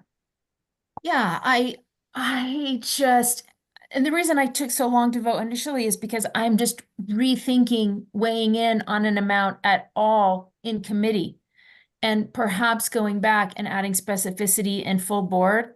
But quite frankly, I liked your proposal about asking the legislature to work with Tooele District to mitigate this situation. I liked Scott Jones's language as they transition into this new space for their own educational reasons. So I don't know if I can amend the amendment, but I would just take the amount out and just ask them to, I'm looking at Chair Moss's amendment, and I would rather have it read, the Finance Committee recommends that the board recommends to the legislature to assist Tooele School District in mitigating loss. I don't know. Maybe that implies a 50 million, and we can't do that either. So. Well, Member Davis, I take that as a friendly. I think at some point we add value by giving our considered determination of a recommendation, knowing that it ultimately resides with the legislature. But I think to your point, you know, it's kind of tough to do that here. We need the full board. We've had some good information here that maybe we could chew on. So I'd accept that as a friendly. I'll also note that my understanding is that Speaker and the EAC chair are planning to meet with Tooele. I've heard that from the EAC chair. So hopefully that also provides some clarity, but I wouldn't mind leaving it out here and pulling back my motion, accepting Member Vice Chair Davis's as a friendly for purposes of committee action and defer that to board. Okay. All right. Vice Chair Davis? So now I'll speak to the motion. or the motion of the amendment. I think when you start getting into amounts with just the cursory information that we have, not having poured over a lot of financials, you could hurt this whole situation, or you could help it by getting into suggesting amounts. And in light of what Chair Moss just said, that meetings are going to be happening tomorrow, I think it's good for Tooele and the House leadership to be able to have the conversation and see what they can work out, and they can look at more specificity if needed. And then if we need to come back and advocate for amounts, we can do that in full board. That's going to be in 2 weeks anyway, and this is coming up on the agenda. Quick follow-up. Yes, sir. I'll just clarify, I'm not sure what the date is, so I can't say it's tomorrow, but as understanding that EAC meets next Wednesday, I assume it's sometime soon. It's just the information I have is that there has been a meeting scheduled. We meet on Monday, the 22nd. Oh, good. Okay. Great. Okay, so the motion before the board is that the Finance Committee recommends that the board recommend to the legislature to assist Tooele School District in mitigating loss to make the to meet the changes of code if it passes. I'm sorry, one more question. Yes, sir. I'm sorry. There's a lot of money, a lot of moving pieces, a lot of questions. Deputy Superintendent Jones, I forget the chronology. So they've got a meeting Monday. Is EAC Wednesday at which they're going to make a decision on this? No, that's PEA, sir. So EAC won't meet until, I think their first meeting, I want to say, is like the second week of the session. So there's still time. Okay, we do have time to get this to the board. Okay, I'm sorry. I see your question now. So, Madam Chair, to Chair Moss's question, I would anticipate that.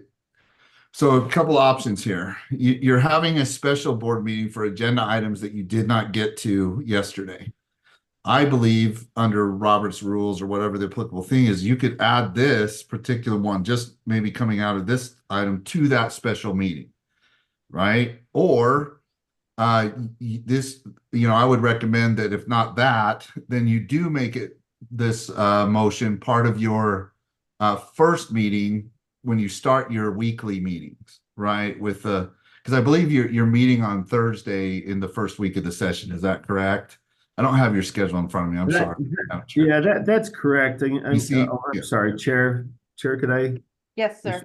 Deputy Superintendent, that's correct. I don't know whether this discussion would be well suited for, full debate upon the Capitol. I think this setting is probably better for that. And so I would suggest we put it in that special meeting, but we could certainly as leadership arrange that and make it maybe an add-on to the other discussion or even a separate one. I hate multiplicity of meetings, but we do what we need to do to serve our stakeholders and LEAs. And I think we can find a way to fit it in there. I just wanted to make sure I had the chronology straight before we voted. And so EAC's first meeting, or the meeting at which they'll address this, would be not next week, but the following. At the earliest, it would be the following. At the earliest. Yeah. Okay. So, and let me just be clear too on this. Whenever there is a proposal for a code change, we likely wouldn't see it until the end of the session, be ratified until the end of the session and placed into one of the end of session bills, so to speak. So Madam Chair, can I check in with that piece with Deborah and or Sam or Dale? Yeah. Dale's got his hand raised. Is that correct, Dale? Through Madam Chair. Chair, may I answer that question? Please, thank you. So the EAC action was to include the change to statute in the base budget bill, which passes earlier. I don't remember exactly when, but definitely earlier in the session.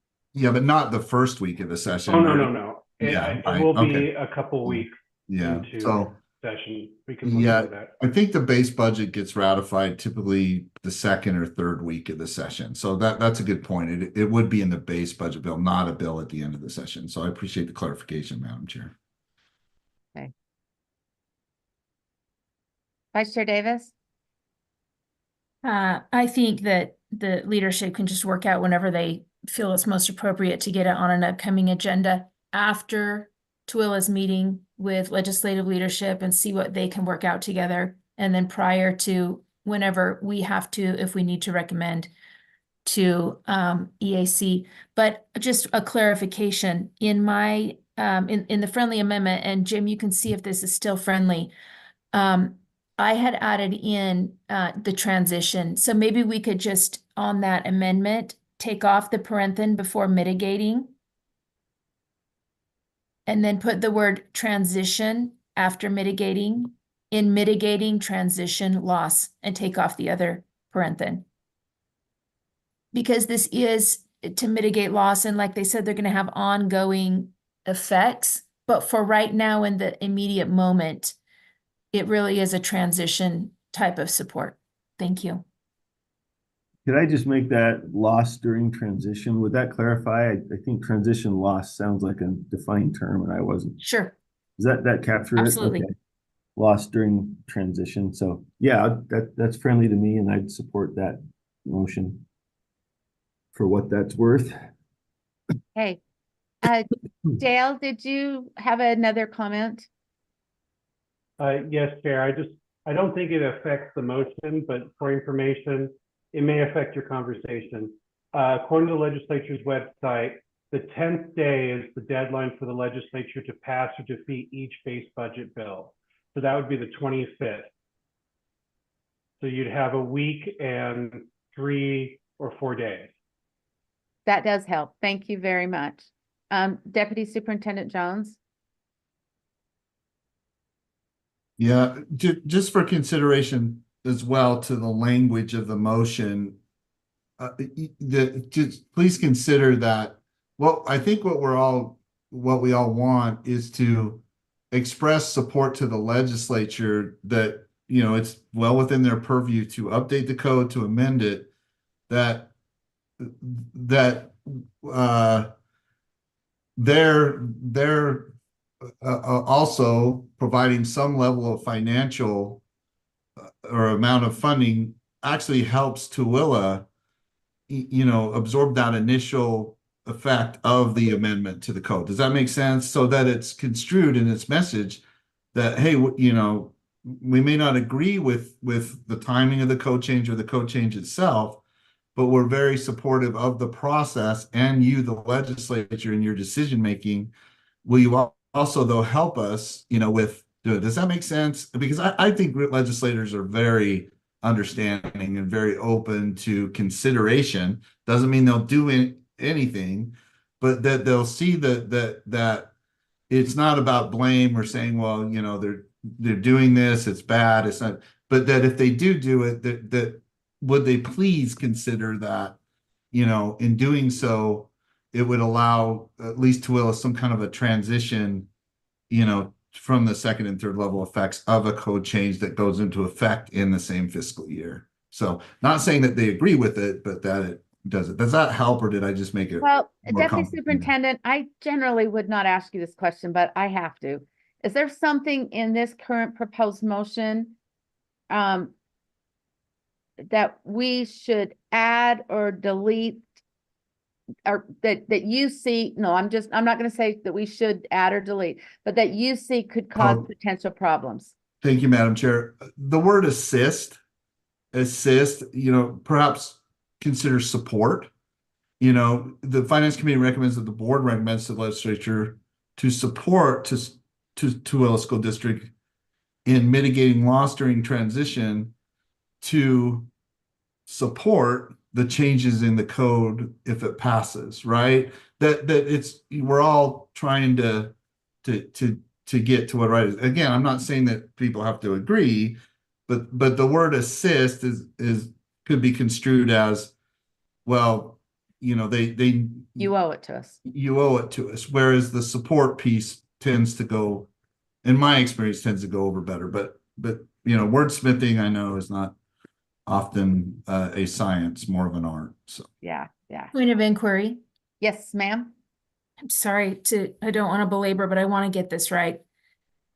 If is this only going to happen if that code change passes? Or is there potential that the interpretation of the current code, in control, out of control, could be who makes the who has to make that decision if this was in their control or out of their control?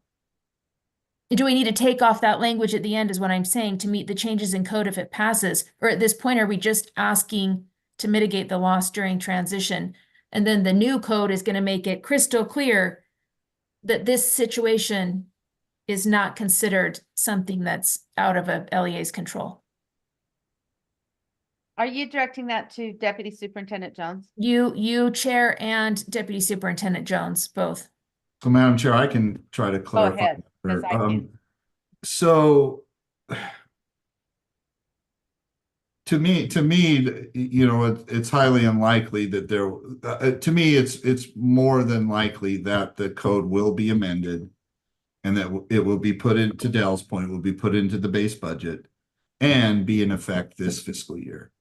I can't speak for the legislature. I mean, so to address the first question of could this change? Yeah. I mean, you know, is there a chance it could not go through? Absolutely. By all indications, though, it does appear that it will go through and that it will, by the 10th day, be put into the base budget. So then to your other or Madam Chair, to Board Member Davis's other question, concern, right? What I'm saying is that the interpretation right now is firm that it was well within the control of Tooele to terminate or not terminate that contract. And that the code as it is can be applied and was applied to that. However, I think more so what they're trying to do is make it clear to everybody, to the whole field, that in the future, there can be no misunderstanding or assumption that they'll be held harmless. I think that's what they're doing, is they're firm on the fact that the language is sufficient that, you know, for circumstances or reasons beyond their control, and that this particular circumstance was within the control of the district. They're just making it so that it applies to all educational service providers, not picking on one in particular, but that, you know, that it's clear that it's that beyond the control implies that it will be applied to all contracts with educational service providers in the future. That's how it was explained to me. I hope that helps or doesn't confuse it more. Thank you, Madam Chair. Thank you. Does that help you, Vice Chair Davis? It does, but then we need to take off the last words of the motion, because this isn't isolated to if the code changes. The code doesn't change and it's still interpreted as such. We're still seeking some support. So I think we need to say the Finance Committee recommends that the board recommends to the legislature to assist Tooele School District in mitigating loss during transition of what?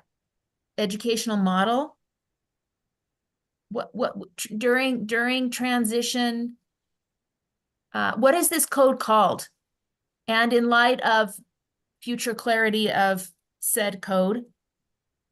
So part of the challenge is we know there's amendment to the code, and I mean, Dell or Deborah can correct me if I'm wrong, but while the motion does say an amendment to code that shall be in the base budget bill, it doesn't say which code in particular. My inclination is that they'll amend 53F-2-207, which is the code that's being applied with the beyond the control language. So, but it doesn't refer precisely that will be the code. It could be that code and or other codes. Okay, then let's say this. And in light of potential code changes or clarifications. And Cindy, would it be friendly to change that assist to support? Yes. And that way it covers both, really. It's just saying in light of potential changes, but we're still asking for support during the transition with these educational quality sharp shifts that they felt like they had to make.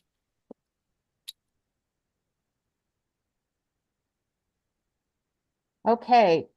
I am not seeing any hands other than Vice Chair Davis. Sorry.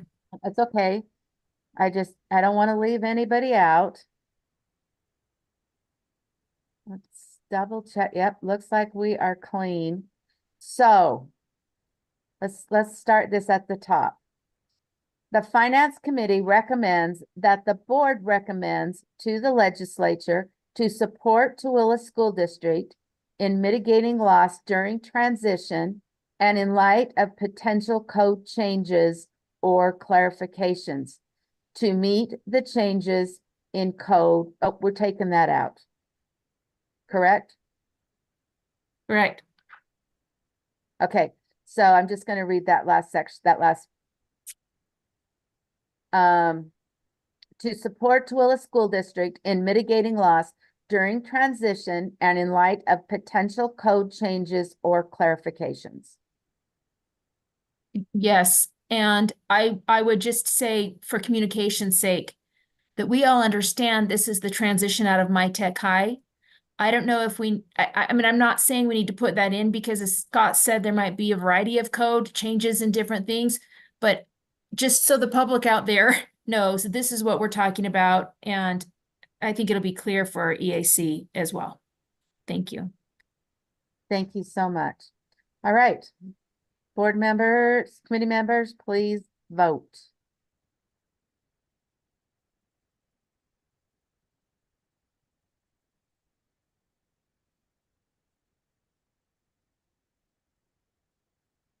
All right. That passes by yes votes of 4 and 1 abstention. Member Bogus. Thank you, ma'am. That was a lot of work. We did it. Well, we started the work. Thank you, everyone. Thanks those who weighed in. Thanks to those who answered many questions, and thanks to those who provided guidance. Our next our next agenda item is item 2.7, data sharing for advertising school options and potential amendments to board rule. We have some public comment right now from Executive Director Royce Van Tassel, and then we will have some public comment from Principal Durbridge. So I'll turn the time over to Executive Director Royce Van Tassel. Thank you. It's always good to be here. Enjoyed, frankly, a bit of a data geek, but enjoyed the rest of the conversation you've had around Tooele. Those are difficult issues. You've been very thoughtful about it. Over the last several years, maybe for most of the existence of our early college high schools, they have sent a request to the local district saying, hey, we want to just make sure that parents and families are aware that our schools exist. Those schools, as you know, whether it's Ames, New Ames, UCAS, etc., really aren't for everybody. Not everybody wants. They're sort of for geeks. That's wonderful, but they're not for everybody. But they want to make sure that folks are available or aware of that. And so rather than sort of carpet bombing, they could very narrowly send out a letter that says, hey, we exist. If you're interested, we'd love to talk with you. And that list that they were able to get from the district would be very narrowly targeted. Over the last couple of years, there have been some hiccups in that data sharing. And in many cases, as you'll hear from Director Durbridge, she and others have had to use much less precise means, go out and spend in the marketing market for lists that really weren't very accurate or precise, but it's what was available. Given that these we're talking about making available to families the options that are available in our public education system, it seems best to just say, hey, anybody, whether you're a district or a charter, ought to be able to ask, I want to know who is going to school in these grades. I think it's important that we make sure that this is everybody, that this would be shared with. It's subject to FERPA and state privacy and data security guidelines, that this data is going to be very narrowly used, but it should be available so that if an LEA wants to find out who is coming into this area, that they can find that out. And our hope is that you will recommend staff to draft a rule that makes that possible. So thank you. Thank you very much. Let's turn the time over to Principal Durbridge. Hello, my name is Jenny Lynn Durbridge. I am the principal of the Utah County Academy of Sciences. And first of all, thank you for your service to our community and to our students. As a school leader, I am ever mindful of the priority to put students first when weighing program decisions. I'm grateful to be a steward of the tax dollars that our citizens trust us with to educate their children. I also understand the importance of privacy with regard to school records and the guidelines given in FERPA. School choice is an effort that many of our citizens have come to value, and our families deserve to understand all of the educational opportunities available to them. Opportunities come in many forms, including from the diverse and unique programs available through both charter and district schools. At the Utah County Academy of Sciences, one of our goals is to offer an early college experience to a diverse population of students. And the best way for us to be able to reach those students is through informational mailers that are sent to families in our area. Currently, UCAS purchases mailing lists from third-party companies. The mailing lists are expensive, and often we receive outdated and irrelevant information from those lists. Thus, essentially, we are spending thousands of tax dollars annually to get a subpar product that only might give us the information that will benefit students and families. Multiply this for all of the charter schools and you will find a lot of waste. And my question for the board is, why are we using such an inefficient method when an alternative method is available? Historically, school districts have been willing to share mailing lists and information with us. Recently, there has been reluctance. Without a targeted mailing list, we have seen a decrease in applications over the past 3 years. One of our schools reported that when they were able to send direct mailers to prospective students, they had an average of 29% of applicants from those mailers. And that's over the past 5 years. Compared to the last year where they were able to only get a broad rather than targeted mailers, they just had 3% of applicants, or excuse me, 5% of applicants from those mailers. The ability to learn about educational programs is a two-way street. Charter families deserve to learn about excellent programs in district schools. Similarly, district families deserve to learn about innovative programs in charter schools. All LEAs have contact information for their students. The information has been shared with other schools for an educational purpose at minimal to no cost in the past. It is currently mandated that this information be shared with military groups, demonstrating that the information is available. I am asking that the board support a diverse landscape of educational opportunities by giving families the ability to learn about all of the public education options available for their child and adopting option 5 with an opt-out only clause of the data sharing options that will be presented in your board meeting today. Thank you so much. Thank you very much. That closes our public comment unless there are questions that our committee members would like to ask of those who were part of public comment. I do see a question or comment from committee member Bogus. Thank you, Chair. I am wondering, how do I want to articulate this? I'm wondering if it would be more appropriate to ask those who gave public comment or to ask our staff. I do believe maybe our staff is better, but I don't want to engage in something outside the scope. That is the most appropriate, is yes, to talk to our staff first. Sometimes, and especially today, we have had experts that were brought in and board members wanted to address them. And that's okay. They can, at that point, we can then speak with those members in public comment. Generally, we don't speak in our committee members with people who are not on the committee. So, but yes, it is most appropriate that you go with our USBE staff. And, you know, if you have something right now that you would like to ask, that's fine too. If not, then I can turn the time over to our staff for their discussion on this topic. I would love to hear from them, and I'll withhold my questions. Thank you. Okay, so with that being said, I'll turn the time over to Director Katie Chalice, and to Director Aaron Bruff, and to Director Ben Rasmussen. And they can flip a coin.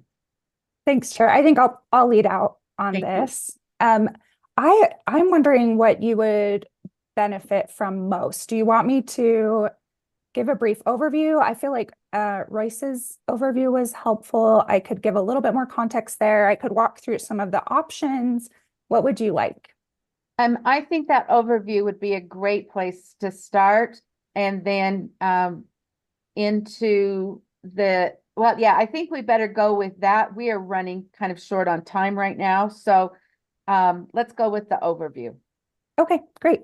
So as Royce Van Tassel mentioned, this conversation has been ongoing for about a year. So there was some legislation proposed in legislative session last year.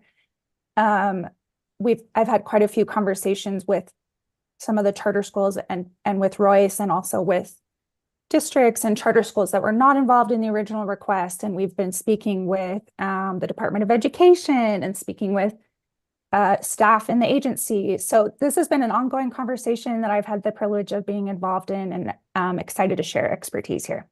So as was mentioned, the general request was that, initially the request was that USBE share family contact information with requesting LEAs, including, and probably in particular, early college, high school charter schools.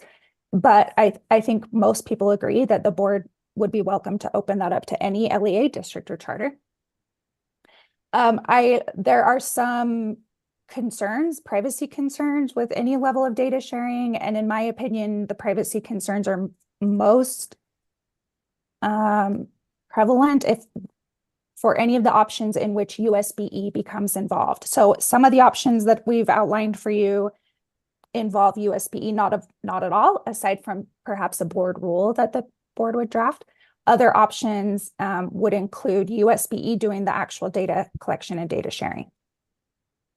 And then we did add an option to the end of the list, which involves no data sharing at all, which is to hopefully to promote school awareness of school options and special programs, but without sharing family information. And that would be accomplished. One option is to accomplish that via our USBE website. So LEAs could submit to us the same marketing materials, not in the soliciting money way, but advertising options that they would normally want to send out to families, and we could post that on our website, potentially as a part of the school comparison tool, so that a parent could, enter their zip code and then see all the resources that are available to them. Thank you. Okay, committee members, any additional questions? Vice Chair Davis?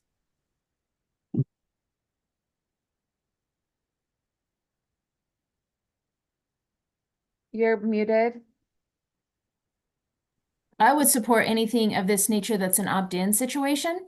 So, if I wanted to go to the USBE website and all of the choices were there with lots of great flyers and advertisements, and I could see what was in my area, I think that's great. I think if we wanted to even have ninth graders, mark opt-in, are you interested in getting information about early college opportunity schools, things like that, and they opt in.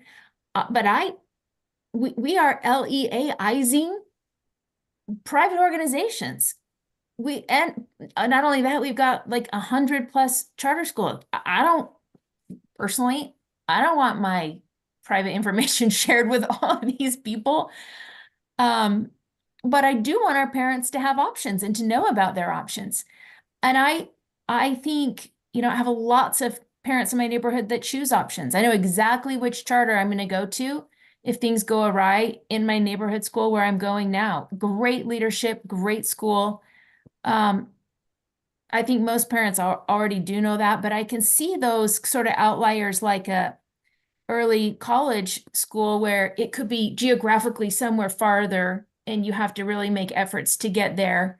So I think that might be a little different, but certainly parents know if they're seeking, and if they're seeking and they want to have other options, they could opt into being on a mailing list, I think. Okay, Board Member Straight.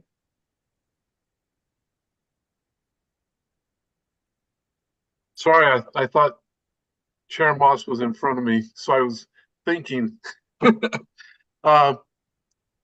You know, I guess the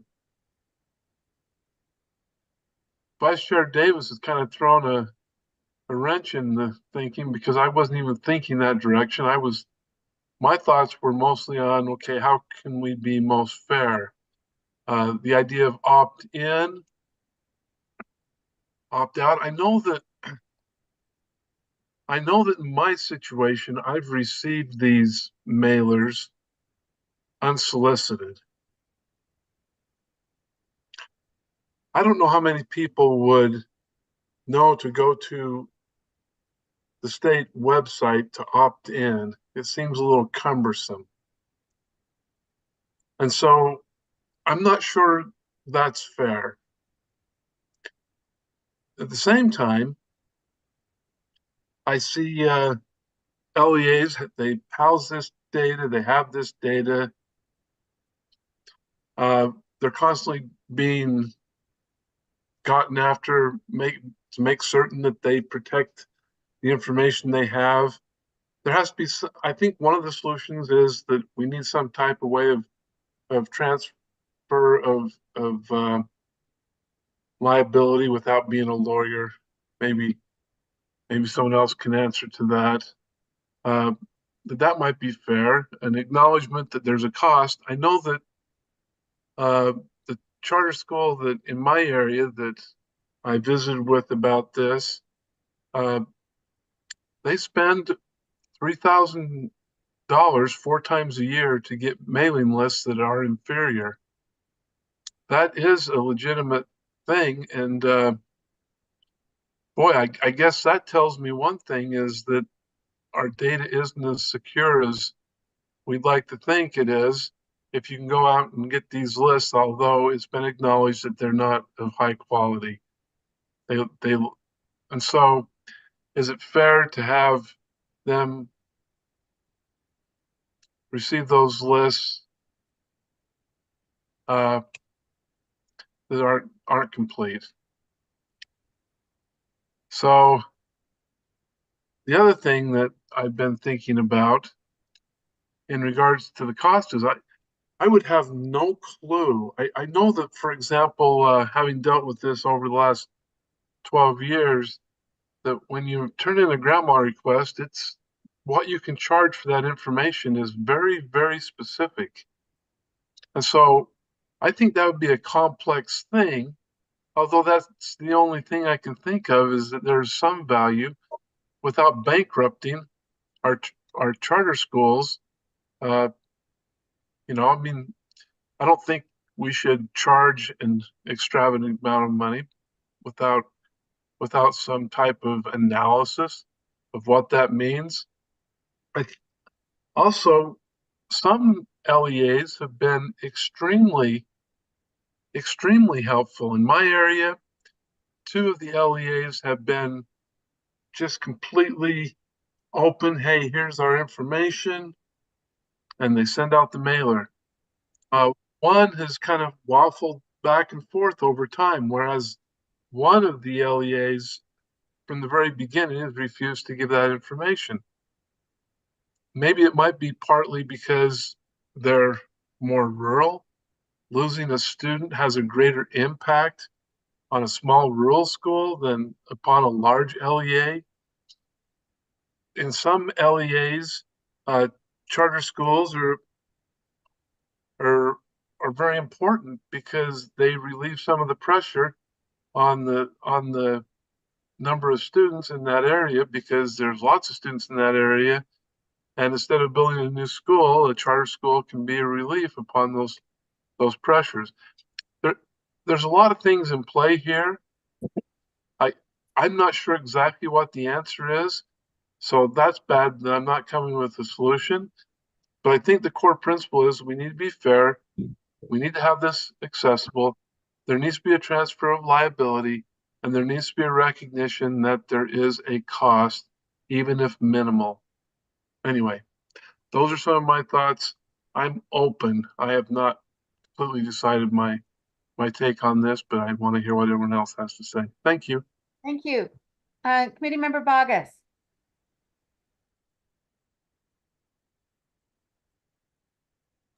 Goodness, sorry, I thought Chair Moss was in front of me too. Well, it's kind of. My hand keeps going down. Sorry, folks.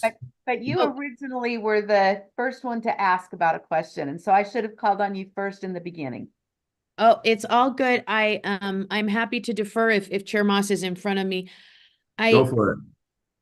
Okay, so it is no secret that I value student data privacy in all areas. I don't hide that. I think it's something that is paramount that we protect privacy at all cost.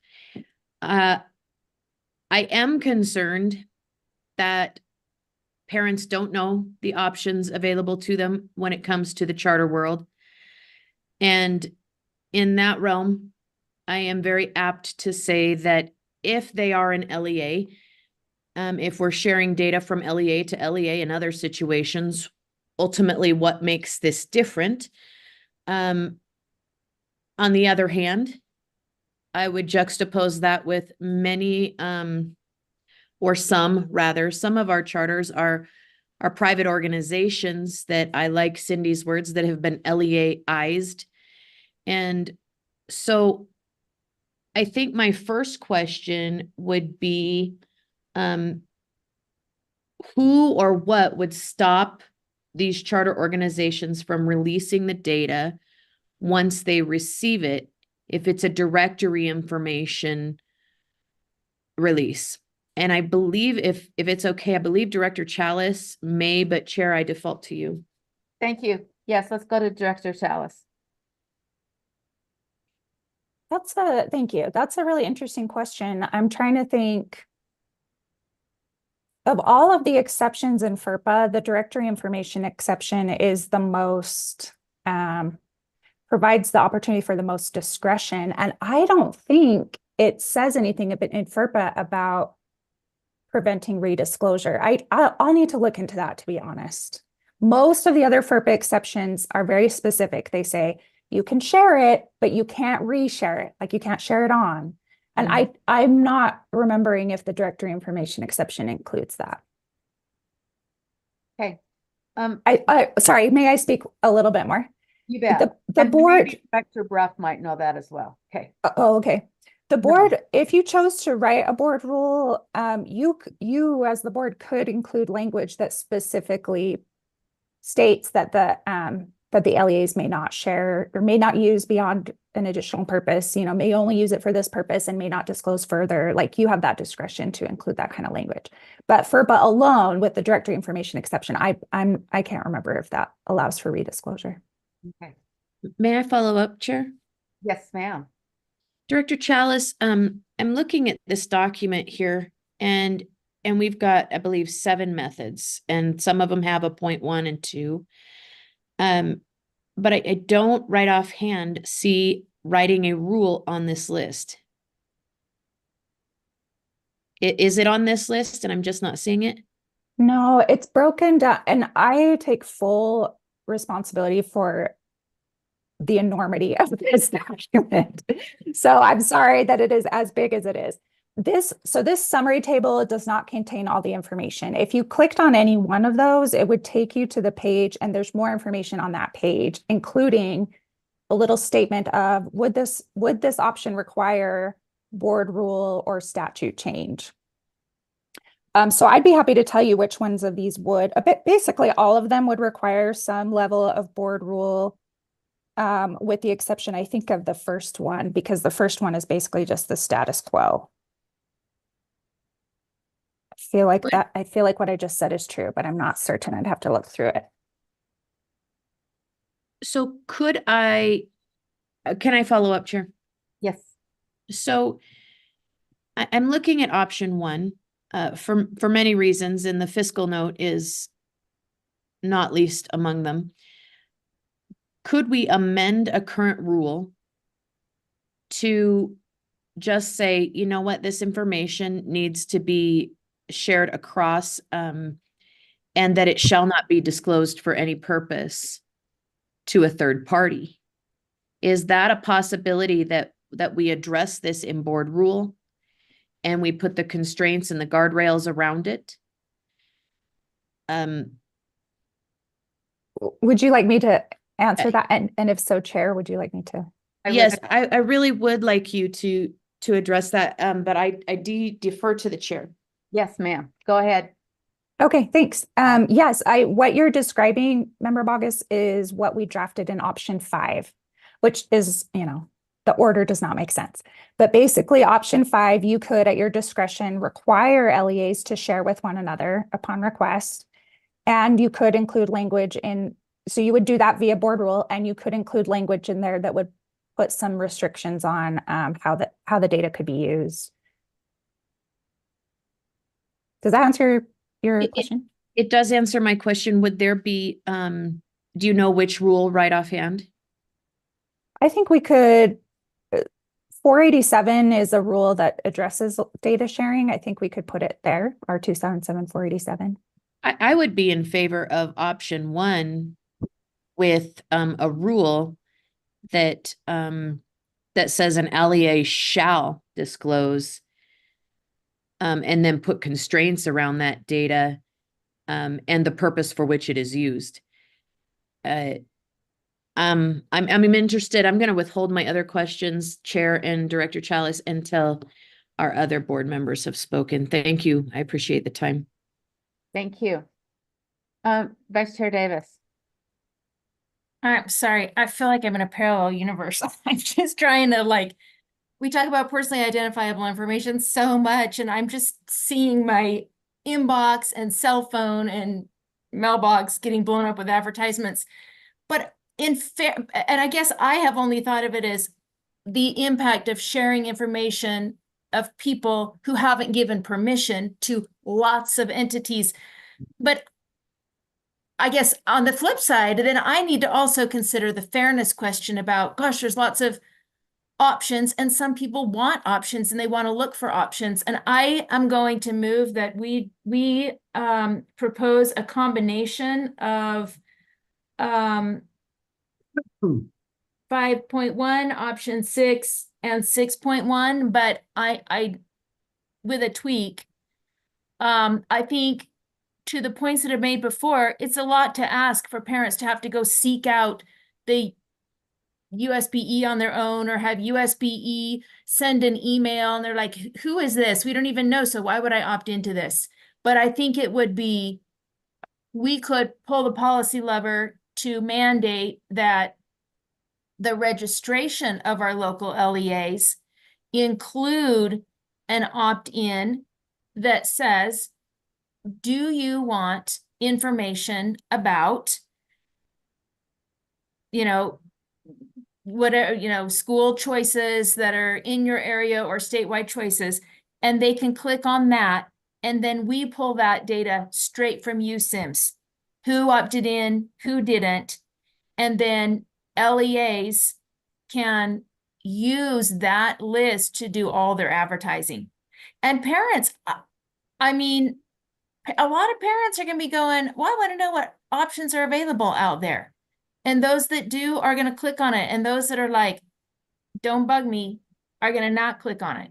But I don't want to be freewheeling with people's information. Chair, may I? Just 1 second. First of all, we are 5 minutes over our time for this meeting. Okay, well, that's my motion. But, okay. I'm okay going for about another 8 minutes if you are. So you want to just give me a visual thumbs up or thumbs down if you're okay going on for 8 more minutes till 12:30. And then what we get done, we get done, and what we don't, we push over to next month. Okay. Yes, follow up.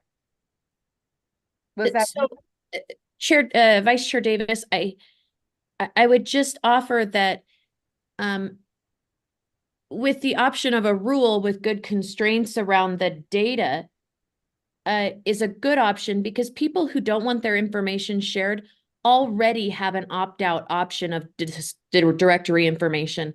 And I think that if we continue to say, if you don't want your data shared, opt out of directory information, and then you don't have those problems that you articulated so well.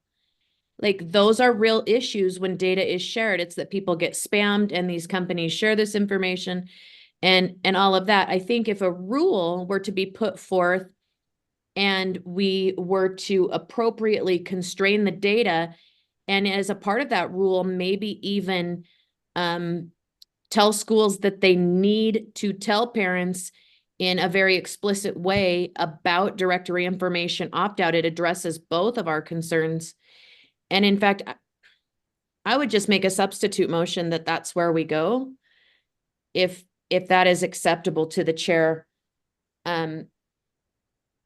That we move option 1 with constraints around the data in the rule, and direction to LEAs to appropriately notify parents of directory information and how it may be used in data sharing agreements. Okay, I see a couple more hands, or at least, Chair, yeah, a couple more hands. Chair Moss, did you want to speak to these motions? Yeah, thank you. I've had my hand up the whole time, but it keeps sabotaging me. So thank you. It's like, Okay.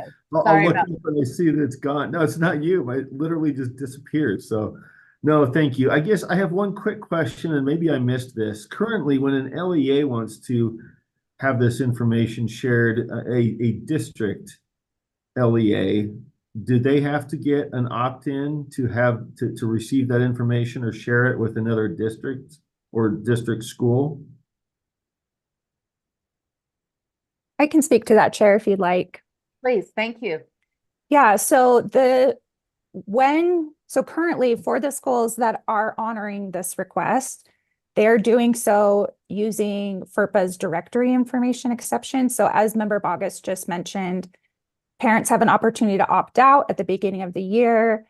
The LEA would remove the names of any families who have opted out and share the rest of the information with the requesting LEA, if they choose to do so. But currently the discretion falls in their lap. They get to choose whether to do it or not. Okay, so that would apply to either another district school or LEA or a charter school? Yes, my understanding from seeking feedback from LEAs is that this request is not happening very often, especially not from charter to district. A lot of charters said, oh, we didn't even know we could do that. So yeah, the request is happening sometimes, but not uniformly. Quick follow-up, Chair? Of course. Well, so my feeling about this is, charters are public schools. They've been here for 25 years. They serve 12% of their students. They're part of the same landscape. And, I support choice. All my kids have always gone to district schools. I've had a couple of good charters near me, or things that have, benefits to this, benefits to that. I appreciate options, even though I haven't exercised them. I also appreciate the value of competition, frankly. One of the best studies on this was at the U of U. It showed that the closer a new charter is to a district, the more the district improves. It's just a natural part of life that choice creates, that healthy, sharing of concepts. It doesn't have to mean cutthroat competition. It might be, well, gosh, what are they doing? Okay, let's reevaluate that. So I like both of those. I like it on the student side, I like it on the school side. And I think there's a chicken and egg problem when you require an opt-in that you don't know the choices are out there in order to opt in. And so you're sort of like those who might opt in don't know that they want to opt in. How do you give them that opportunity? I greatly appreciate though what Member Bogus has brought up about, if you're going to do this, you need to have data protocols very clearly that it's just one public school, a charter school or a district school that gets it. You can't pass it on. And I think it's a good idea to have a rule around that. With those protections, I'd be in favor of an opt-out that's clearly there at the registration level. So I support this, and I guess my question is perhaps could we give the direction, maybe this is where Member Bogus's motion is going, that we have a potential rule teed up for consideration at our next board meeting, and in conjunction with that, we could evaluate a possible rule and see how that affects our, assessment of these different options, because I do think that protection would be critical if we're going that direction. So I support the motion if that's the understanding that we had actually kind of get this in development so we could take a look at what that might do. Chair, may I ask that the screen be rolled up? I've got this big black box in the middle of it and I cannot see the text, and I can't get rid of the big black box. I'm so sorry. I don't see that. So. Okay. Can you just scroll up a little bit? I know that seems weird, or even down just so I can see my motion. Thank you very much. I know I don't know. It's a weird tech thing. I don't know how to fix it. Okay, Vice Chair Davis. I'm going to speak against this motion. I mean, the only way I would support that is if we put constraints that were like 3 schools per year can have this info. Like I don't want it to any requesting person, my personal information going out there.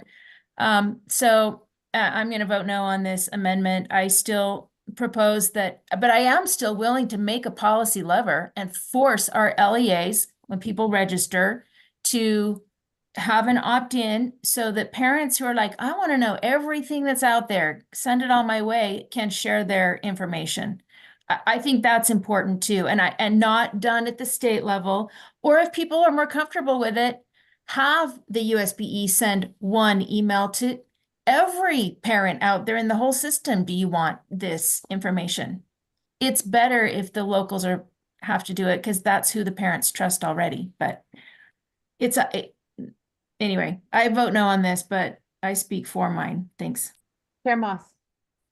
Can I just see if my suggestion is a friendly or if it might be an amendment? I guess my preference would be that we ask staff to prepare a rule that would address limitations on the use of the data and privacy restrictions for the requesting school, and bring that to us in February so that we could review and defer our determination of an appropriate option. I'm sorry, I'm speaking way too, I should have been more concise, but I think you're getting it.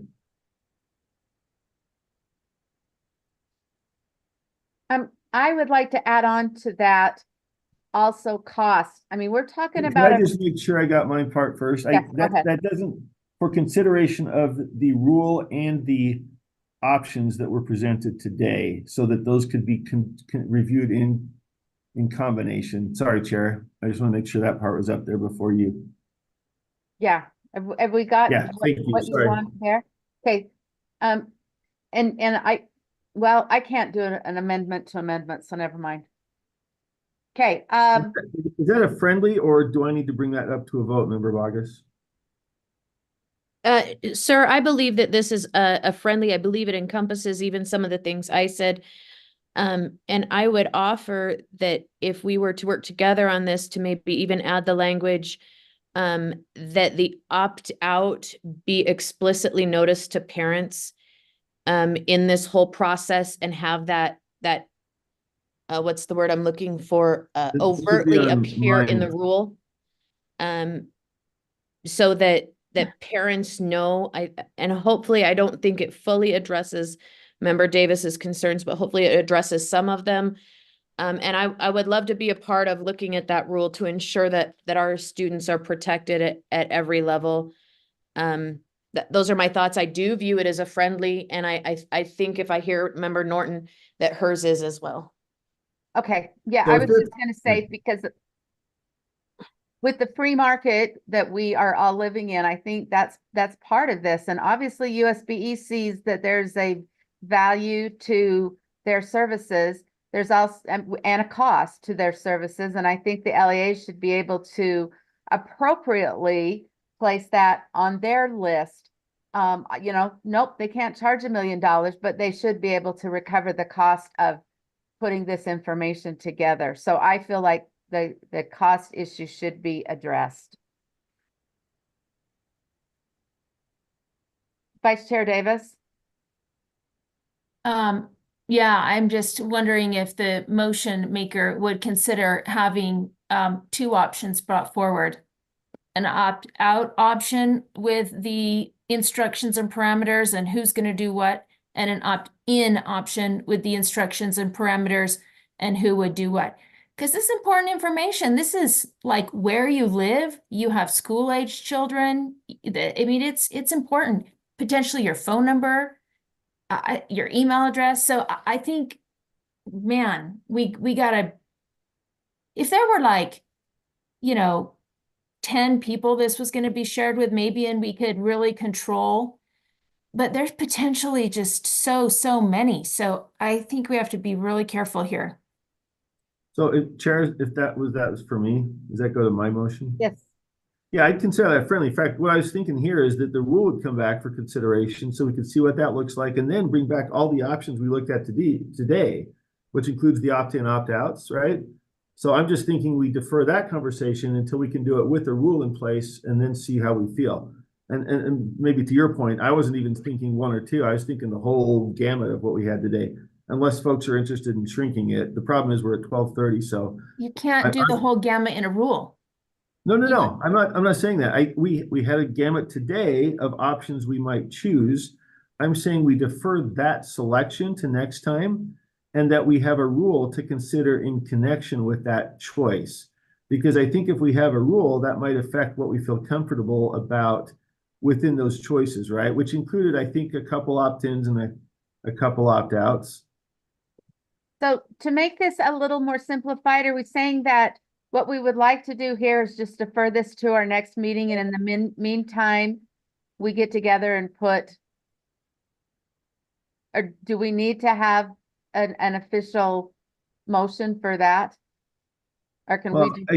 I think my motion asks staff to prepare a rule that would Okay. address the potential data privacy, and then we would consider that rule with kind of going back in and considering all the options that were teed up today. I wouldn't be trying to narrow those to any one or the other.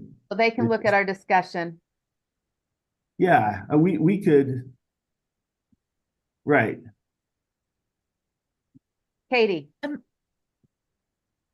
Thanks. I just want to make sure that I understand what the board is proposing here. So are we talking like staff puts together a rule that basically is like, regardless of which option we go with, the recipient of that data needs to not redisclose, not share it externally, and then kind of leave like the how they get the data open? Is that, I just want to make sure I'm doing what the committee wants. If I could, Chair, Go ahead. sorry. Yeah, that's exactly what I'm thinking. I mean, I assume we have these standards elsewhere, but we're only talking about sharing it with public schools inside the public school system. So I'm not interested in having this shared to private schools or anybody else. These are kids who are enrolled in the public school system, and their data under this would be shared within the public school system. That is either districts or charters. And what parameters would we put around that to make sure that that's okay? And then we could discuss whether it's opt-in or opt-out. That's my thought. And hopefully it's not complicated. I know we have data protection rules all over the place. There might even be language out there that would sort of say that. But yeah, I think it would limit it to providing it to public schools, and it would have the appropriate protection on either maintaining data secrecy, privacy protocols, and not passing it along to anybody else who is not a public, Utah public school. That's where I'm thinking with the motion. Others may have different ideas, but that was the intent of my motion. Vice Chair Davis. And I think that'd be okay as long as we also get, the information of the cost. Like if it's opt-in, if the LEA collects it, how much does that cost and who has to do what? If USBE does a flock shot to everybody, how much does it cost and what? I mean, I think we need to have enough background information to really know the choices and parameters of opt-in and opt-out. And Jim, what I'm hearing you say is that nobody that's an LEA is going to have access to just only the 178 schools in Utah would have access to my personal information, not like an Arizona State University or any of those others who are considered LEAs now. That's what I think is under consideration here. I think the proposal was public schools in Utah. I'm not hearing this coming from, outside schools that may be a provider, for example. We talked earlier about an online provider, right? They're not, they're not a Utah public school. So, I mean, that's what I understand to be on the table. If other folks have different ideas, I suppose we could talk about it, but that's what I understand is the current proposal. So that's the direction of my motion. Yeah, I'll put my hand down. I'll support this one. And I don't give my email out at stores. I don't sign up for all those credit cards. I don't do any of that. I'm really protective. So that's maybe where I'm coming from on this, but I'm fine to explore this further. Thank you. I'm with you, Cindy, for that very same reason. At this point, I don't see any more hands.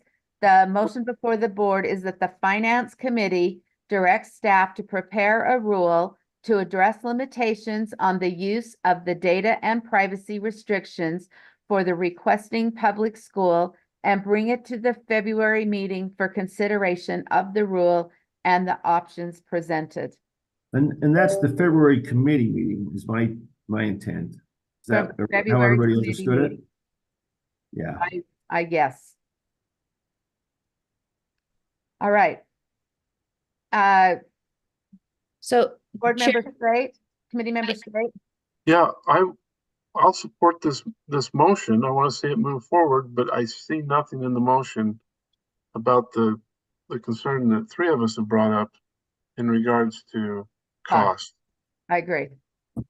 That's a friendly if somebody wants to put it in there. I mean, the cost was in the options that we received today. Is it missing something? Well, the LEAs aren't listed with a cost. They're all empty, but USB has a cost. Okay, I would take that as a friendly if we want to just add that in. Okay. I mean, Okay, no, I'm good. Oh, go ahead, Brent. I'm good then. If we just, Okay. So I the don't care how we add it in, make it as simple as possible. how about data, privacy restrictions and associated cost? beautiful. Chair, if I may ask a clarifying question on that. Yes. The LEAs are included in the cost analysis. So I just want to make sure I understand what you guys would like from us. I don't think you can see it broken down by LEA unless you go to each page. So would you like me to make a modification to that summary page so it's broken down by LEA there? Would that be helpful? Possibly, but would it be different from USBE or LEA? I mean, yes. Cost. Okay, well then, yeah, Yeah. we would need additional information. Yeah, included. Okay, so I'll take the information that's currently, because like on each method, it's broken down by USBE costs, LEA costs, but I'll take that and put it into a summary table. Does that? That'd be cool. The committee's, okay, yeah, happy to do that. Committee member Bogus. Yes, ma'am. I thought when the amendment was made that it was going to be combined with mine as opposed to replacing it because mine was a substitute motion. And if it's amenable to Mr. Moss, I really want the explicit notification of directory opt-out to parents to be addressed in what comes back to this committee. No, absolutely. Since mine was a friendly to yours, absolutely. I didn't mean to, I think it was, right? Yeah, no, I didn't mean to. Yeah, Chair Moss, Track if over we're anything. going down to where it says member Moss or Moss amendment, I just really want that Yeah. language of that explicit notice that if you are in the directory, your information can and will be shared, and should you choose to opt out, this is how you do it. And have that be very explicit. Absolutely. I'm So in full if agreement. that's Member okay Bogus? with you all, I'm Okay. game for what you have discussed here. Okay, so you are okay. I was thinking we were gonna do an amendment and then to add that on, but you're saying, you both are saying, let's just combine it all together in one.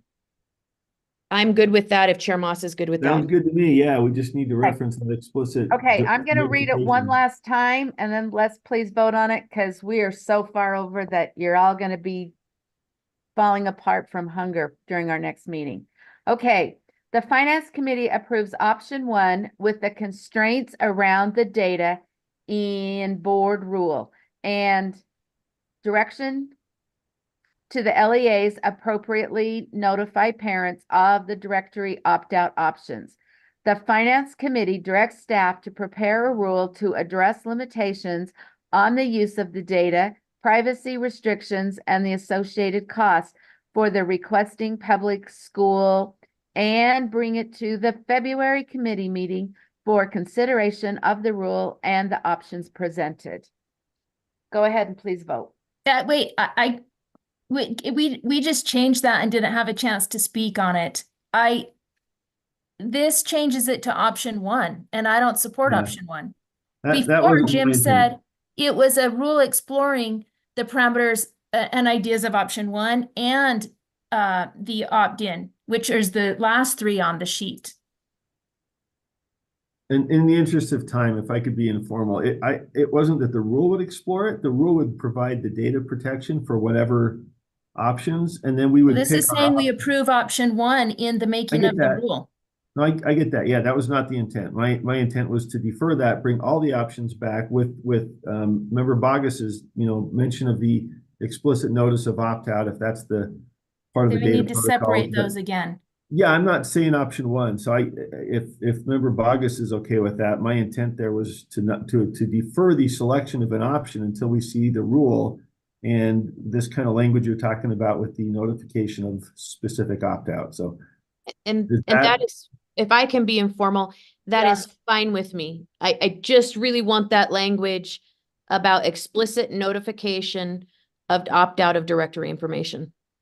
So if that's game to delete the approval, and then at the very end to prepare a rule addressing the limitations, blah, blah, blah, blah, blah, and with instructions for LEAs to appropriately notify parents of a directory opt-out option, something like that on the end, I would be amenable to that to move us forward. So it's only what's in purple with the directory opt-out option information there and opt-in opportunities expressed as well. Then I'm fine with that. If someone could come and tell us how my school's sharing my information right now, I'm freaking out now that I missed an opt-out somewhere and they're out there sharing my stuff with lots of people. Oh, you'd be amazed, Cindy. I got information for you. I'm Sorry, that was too informal. I apologize. Yeah, I really want to know. Thank you. Okay, we'll let Miss Cami get caught up here. And then I want the 3 of you to look it over. And then we'll read it one more time and then we'll vote.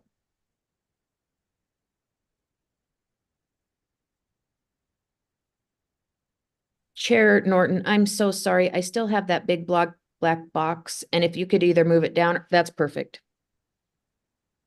Chair Norton, may I ask just a clarifying question, just so that staff are clear on the expectations for We February? really want, yes, we want staff to be clear. Thank you. Because on one hand, I'm hearing we don't like option 1, we want all the options. But then I think what you might be saying is it's option 1, but with options on opt-in, opt-out. No. No? sorry to be informal. We're deferring the choice of an option until we get a rule that addresses data privacy protocols. And then we'll consider the options that were presented today. And there will be a way to address, if we go opt-out, specific language about notification at directory. Sorry to get informal, Chair. I know we're just way over. So yes, we're not making a choice today. Okay, and the reason why I say that is there are quite a few options there, and we backup is due a week from now with a policy team that's also going to be supporting a session. And so the hard part is how many rules are we expecting, draft rules are, because some of these options are not going to be able to be done through rule only. It might need to be anyway, there's a very much of a difference between requiring LEAs to just share or amongst each other versus if we're going to have something established at the USBE, that will probably require more systems research and involvement on what that would look like. So I think we'll be fine. I just am worried that we may not meet your expectations, but it sounds to me like it's not necessarily option one, but it sounds like it will likely be something that could be addressed in board rule only and not necessarily a USBE housed system. And maybe that's wrong.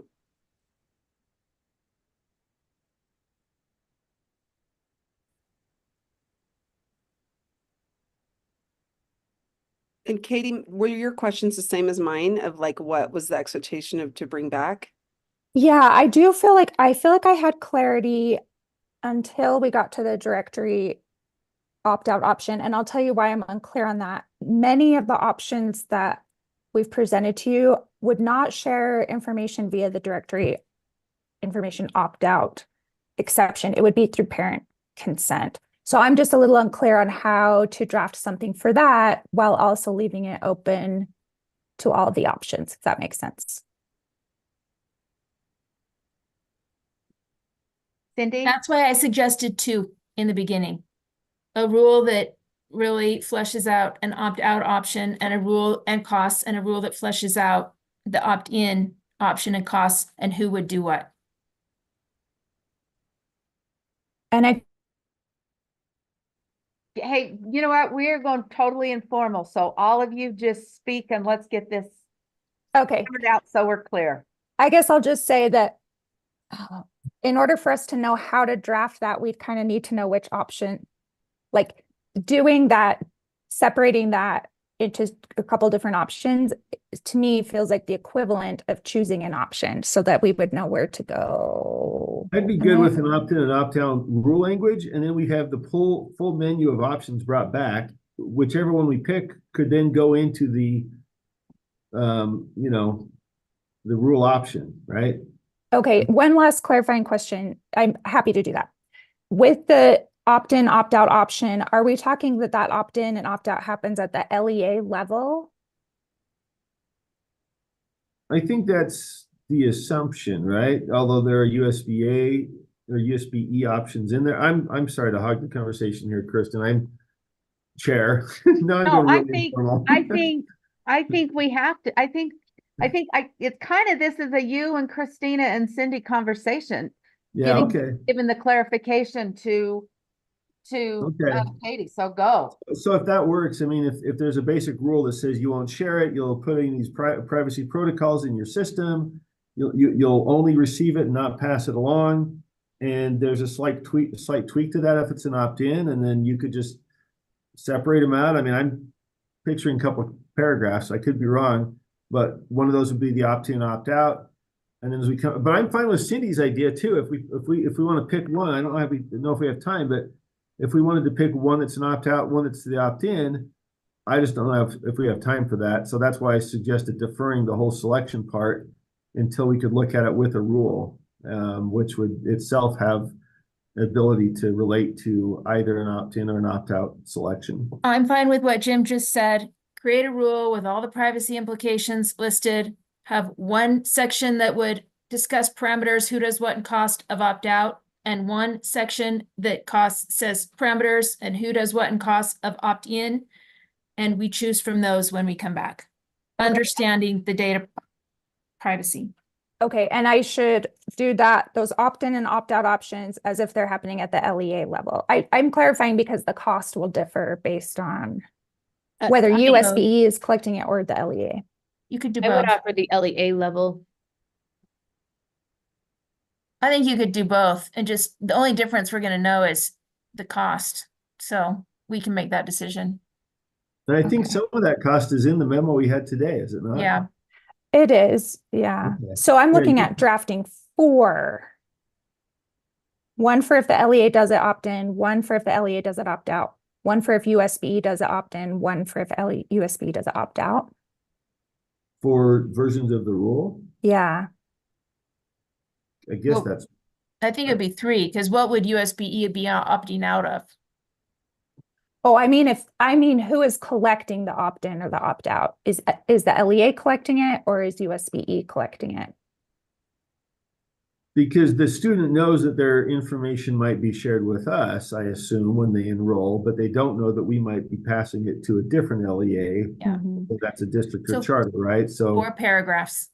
sounds like Okay. it, yeah, which I assume will only be slightly different, but yeah, that sounds helpful. Okay, One thank of you. those will slide into the rule. So one rule, then that one paragraph could be interchangeable. Yeah. Okay, I will do my very best. I hope that it meets your expectations. We're all happy to help, I think, in the interim here. you Okay. know. Yeah. Very much. Thank you. Cindy? Yes. No, I'm good. Okay. All right. We're going to vote.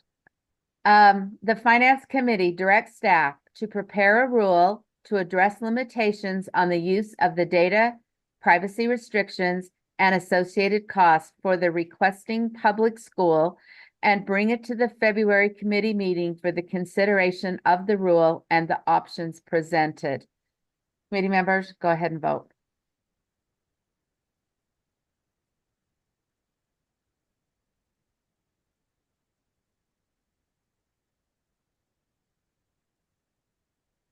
That passes unanimously. Okay, I got a motion to dismiss? Can I Motion. clarify one Go thing? ahead, Tammy, I'm so sorry, yes. No, you're fine. My screen is frozen, so I apologize, but I still had, member Davis had a motion to propose the combination of 5.16 and 6.1. So is that I think- replacing that then? I think those concepts are going to be included into the paragraph options that we're working on. Perfect. Okay. Okay. Is there anything, Deputy Superintendent Jacobson? Are you with us? I am. Is there anything absolutely pressing that we must take care of before we say goodbye? No, everything can be pushed to the next month. That was Moving adjourned. a meeting. Okay. All in favor, say aye. Aye, Aye. Hi. Good work, folks. That was awesome. thank you, Chair. Thank you. Bye. See you Thank you. shortly. See you in, what, 3 minutes? No. 6. Okay, bye.